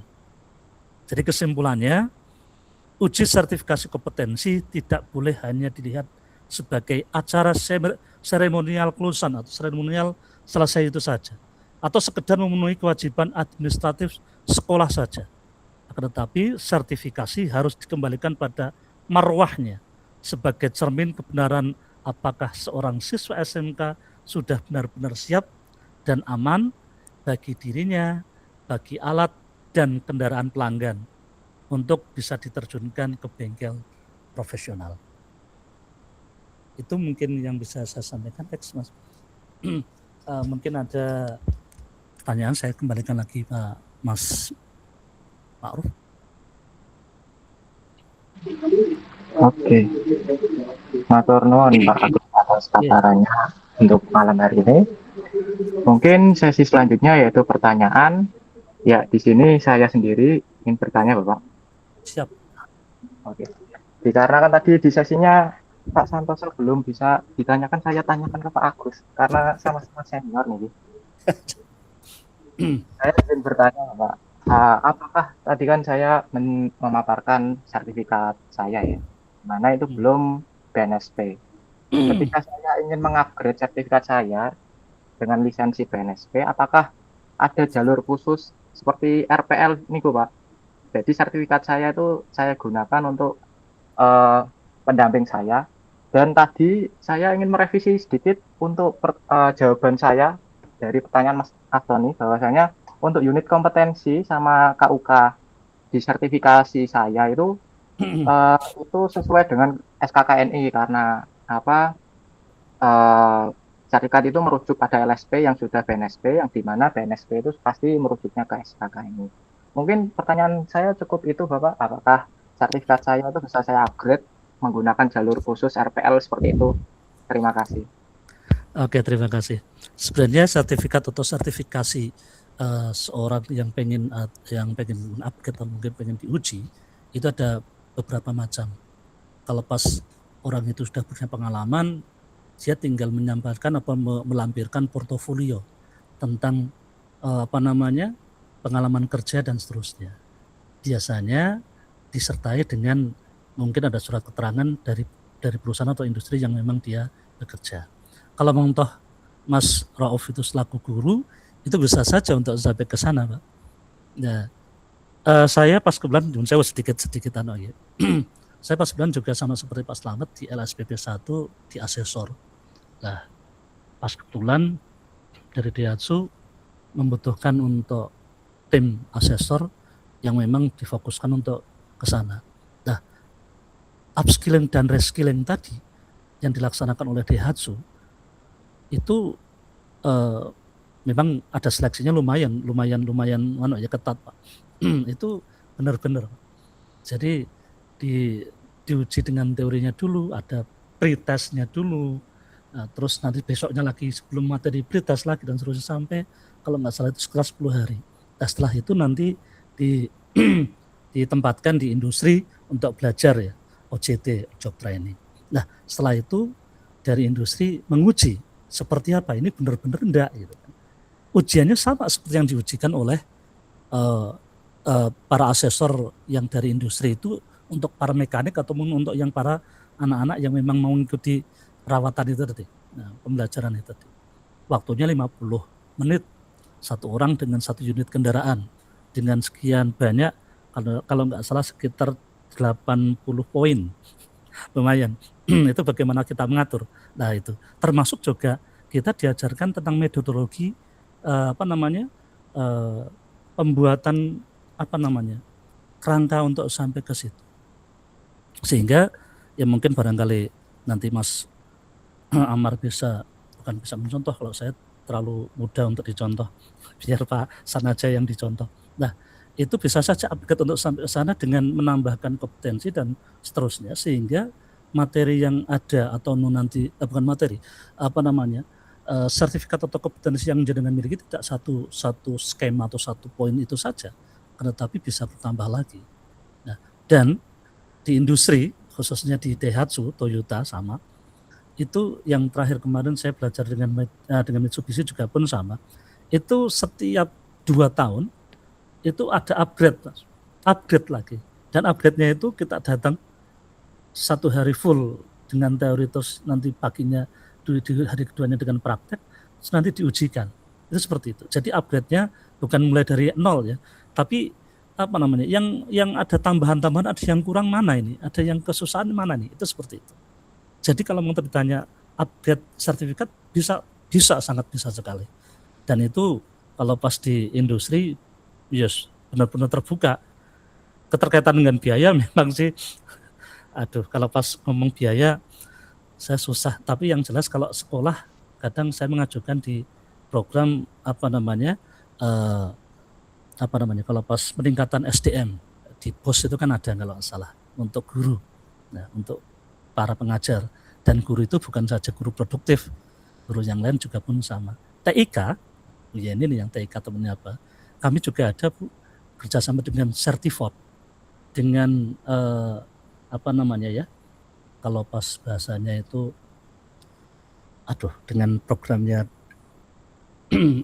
yang di komputer itu uji di situ. Langsung pengujiannya dari Amerika langsung. Yang kalau pas ada dia ahli di bidang Adobe atau di Microsoft Office dan seterusnya, akan muncul gelar di situ MOS, Master of Specialist. Nah, spesialisnya spesialis apa? Ya di jurusan di materi itu. Dan upgradingnya ada Pak, ada upgrading. Dan biasanya ya kalau pas bahasa di LSP atau asesor ada RCC lah kayak gitu ya. Kalau di situ juga upgrading untuk sertifikat. Pengakuan bahwa sertifikat itu benar-benar digunakan. Makanya pas di akhir itu penggunaan tidak boleh disalahgunakan tadi kan. Terus ada upgrading setiap tahun sekali. Minimal seperti itu. Kalau untuk belum ada atau apa biasanya maksimal itu 2 tahun sekali untuk sampai ke sana. Mungkin seperti itu Mas Amar. Jadi kalau bisa sangat bisa sekali. Ya, matur nuwun Pak Agus atas jawabannya. Rencana juga mau upgrade, tapi juga kendala biaya nih Pak. Itu diajukan untuk dana itu aja, di sekolah itu ada, kalau nggak salah itu ya, di dana bos itu ada untuk peningkatan SDM, sumber daya manusia Bapak Ibu guru. Saya belum ngajar, Pak. baru waduh ya kalau belum ngajar ya nanti apa iuran apa gimana? Nanti dengan orang tua sendiri. Ya. Makanya saya tanyakan apakah ada jalur RPL gitu biar ada diskon pembiayaan gitu. Oh iya. Mungkin terima kasih Pak Agus atas jawabannya. Kita lanjutkan ke Mbak Erna. Nah, karena masih ada waktu sekitar 2 menit. Monggo dilanjut. Baik, terima kasih Mas Amar atas waktunya. Sebelumnya mohon maaf nggih Pak Agus apabila ini melenceng dari pembahasannya Bapak. Tapi saya tadi sedikit tertarik di pembahasan mengenai gap antara standar kompetensi dengan dunia saat ini di mana sangat terpengaruh oleh perkembangan teknologi nggih Pak. Seperti tadi disebutkan ada mobil listrik seperti itu. Nah, seperti yang saya amati di bidang saya di Busana, kebanyakan desainer Indonesia yang sudah mempunyai nama nggih Pak, itu tidak memiliki sertifikat kompetensi. Tapi mereka lebih mengedepankan portofolio, kemudian karya-karyanya, pengalaman kerjanya itu lebih krusial untuk menawarkan karya mereka, untuk melihat pasarnya seperti apa. Nah, di sini saya ingin tahu apakah masih ada peran standar kompetensi di bidang ini, khususnya di desainer. Apakah seseorang yang sudah memiliki portofolio banyak ini masih bisa dikatakan kompeten gitu Pak? Atau memang ini ranahnya berbeda nggih Pak? Terima kasih Pak Agus. Terima kasih. Pengalaman kerja itu juga salah satu tolak ukur pada saat seorang asesi akan diasesor atau mungkin akan diuji, bisa saja melewati yang seperti tadi. Kalau pas anak SMK kan portofolionya dengan lembaran rapot ya, materi pelajaran yang sudah diujikan dengan lihat nilai dan seterusnya, sekalipun mungkin saya dalam tanda kutip penilaiannya kadang juga anak-anak sekarang Ibu guru masih juga banyak ngaji memang toh anak-anak sekarang ya perilaku dan seterusnya seperti apa, karena kalau melihat attitude dan seterusnya bagus, mungkin biasanya kadang Bapak Ibu guru juga akan lebih bagus. Nah, di dunia kerja untuk sampai itu biasanya seperti itu Mbak. Jadi penilaian antara yang pengujian yang dari awal atau dari mungkin tidak ngerti dengan bahasa tadi Mbak Erna untuk belajar ya, pengujian dan seterusnya. Sementara dengan yang senior dengan portofolio yang tebal, dengan yang lebih banyak, itu untuk membuktikan bahwa kita mampu atau mampu untuk melewati itu juga salah satu poin tersendiri. Sekalipun mungkin kadang ya maaf, kadang portofolio itu juga tidak terus murni ya, tidak jujur mungkin seperti itu. Tetapi itu juga akan berlaku nantinya kan gitu. Mungkin sama seperti halnya pada saat saya melaksanakan PLPG. Dulu sertifikasinya pakainya portofolio Mbak. Tebalnya lebih mungkin 2 kali tebal dari tesis mungkin seperti itu. Ada sertifikat dan seterusnya. Sekarang gampang, ada PPG gitu ya. Program dari anak guru yang S1 nyambung 1 tahun atau apa ke sana. Tetapi yang itu juga pun perlu diuji. Ada uji gitu ya, uji yang ke sana. Nah, dulu kita juga diuji sama. Nah, pengujian sampai seperti itu akan berbeda pastinya dengan uji yang mungkin yang baru dengan yang sudah punya pengalaman. Akan berbeda seperti itu. Nah, pengujiannya seperti apapun, seandainya orang itu maaf punya keterbatasan pun, kita boleh melaksanakan uji bukan saja menggunakan praktek atau apa. Nah, mempraktekkan harus tidak terus menulis mungkin karena dia disabel, mungkin tangannya kurang atau apa, tapi dia mampu di bidang apa itu dengan kakinya dan seterusnya. Itu bisa saja menggunakan tes wawancara, tidak menggunakan tertulis, atau mungkin pada saat pengujian apa yang memang orang-orang itu mampunya dengan pola seperti itu, dia melaksanakan pola seperti itu. Nah, kalau mau ditanyakan bagaimana kalau pas untuk bukti dia mampu dan tidak mampunya, apakah apakah lebih mampu yang punya, yang jelas lebih mampu yang punya pengalaman banyak, sekalipun mungkin pengalaman itu sendiri mungkin tidak seperti mungkin yang jenengan sampaikan, seperti halnya pembelajaran di tata busana yang mungkin sekarang lebih lengkap ya. Dulu kalau pas gambar itu ya ada pakai gambar buku itu yang streaming ya, pakai garis-garis itu, pakai tangan dan seterusnya. Kalau sekarang sudah pakainya komputer, sehingga pakai model ini udah gampang. Dulu gambar kalau pas yang teknik sipil pakai manual, sekarang sudah pakai CAD dan seterusnya. Nah, dari sekian untuk kemajuan zaman itu mempermudah untuk sampai pengujian di LSP, tentunya di sertifikasi. Tetapi akan dilakukan biasanya seorang asesor akan menanyakan sebelum asesi itu diuji, seperti yang tadi disampaikan Pasan, bahwa pengujian tadi tidak saja menggunakan uji tulis, uji wawancara dan seterusnya, bisa saja melakukan itu semua, terus disesuaikan dengan elemen dan KUK-nya seperti apa, sampai sejauh seperti apa, seperti itu. Pastinya bobotnya akan lebih. Kadang seperti yang disampaikan Mbak Indah juga, sekolah ini kok dengan sekolah ini berbeda ininya, kok lebih mudah yang ini ya, nah kan kayak gitu kan. Nah itu juga harus kita cermati, karena apa? Yang namanya pembuatan MUK dan seterusnya itu juga harus dikomunikasikan dengan MGMP atau dengan membawa atau mungkin mengajak industri terkait.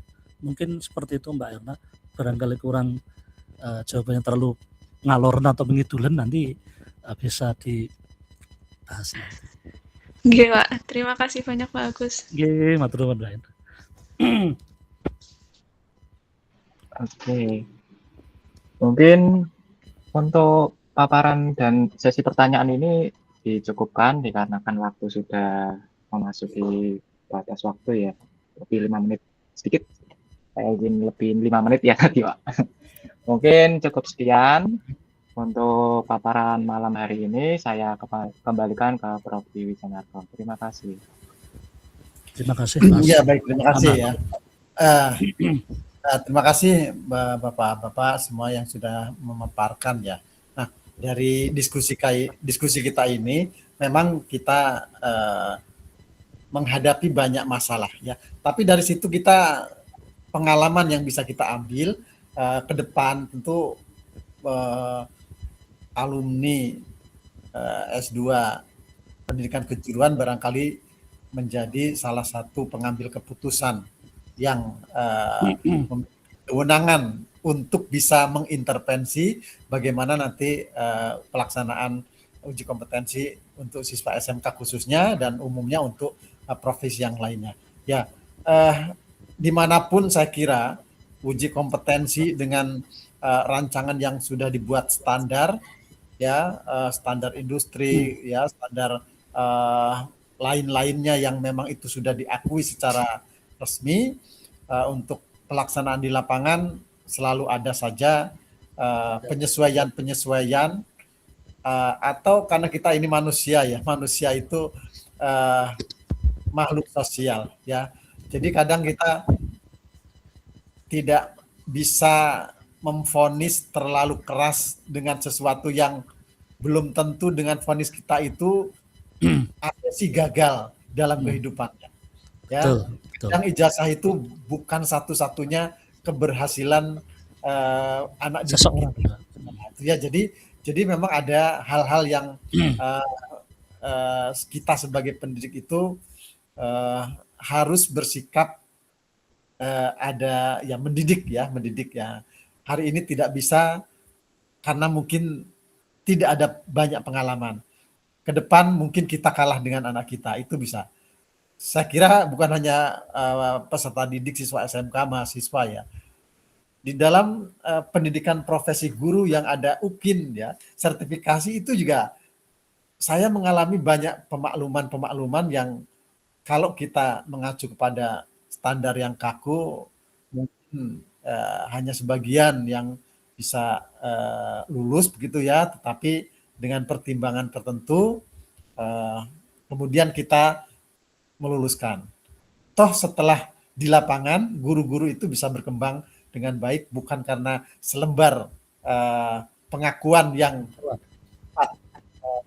menghakimi ya, jadi saya sejak tahun 2007 ya sertifikasi guru ya, mulai dari PLPG ya, PPG ya, itu saya mengikuti terus ya, jadi memang dinamikanya banyak.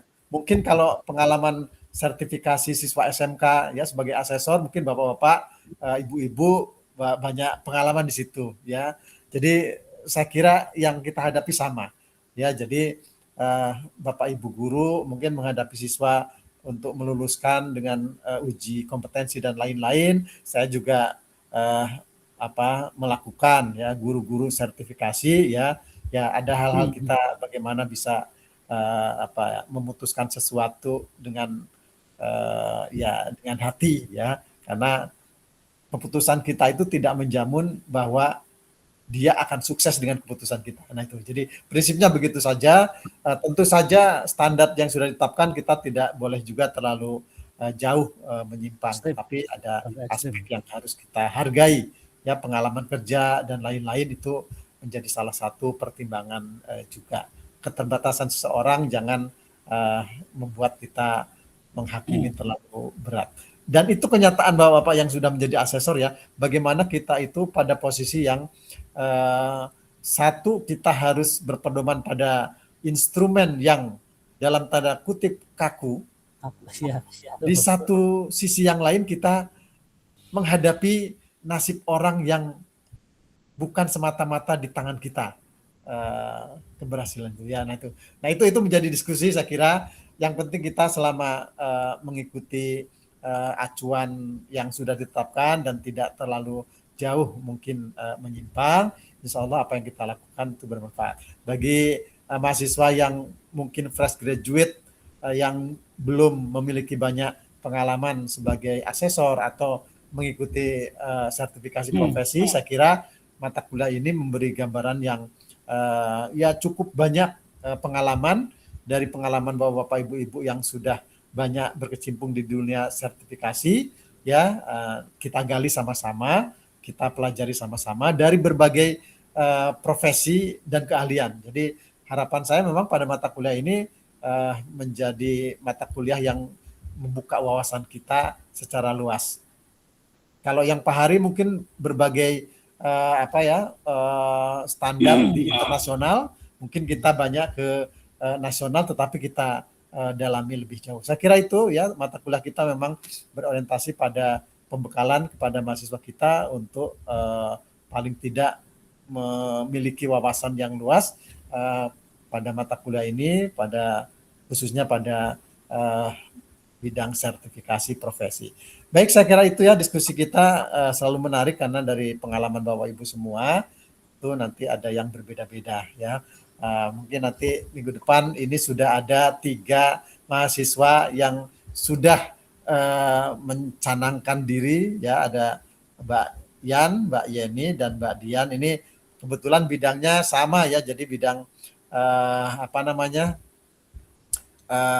informatika itu ya. Minggu depan kita lihat lagi bagaimana model yang di informatika. Baik, saya kira itu Bapak-bapak, Ibu-ibu semua ya, sudah 2 jam kita bertatap muka, lama juga ternyata ya, meskipun 30 menit dibatasi, kadang diskusi itu ya ada mundurnya karena ada sesuatu yang tanggung untuk didiskusikan. Saya kira tidak apa-apa ya. Oke, saya kira cukup ya Bapak-Ibu, sampai jumpa minggu depan dengan presentasi mahasiswa yang lain. Demikian, terima kasih. Sementara saya akhiri. Assalamualaikum warahmatullahi wabarakatuh. Waalaikumsalam warahmatullahi wabarakatuh. Terima kasih Prof. Dwi. Sama-sama. Terima kasih Prof. Dwi. Meninggalkan kelas. Selamat malam. Sehat Selamat malam. selalu. Amin.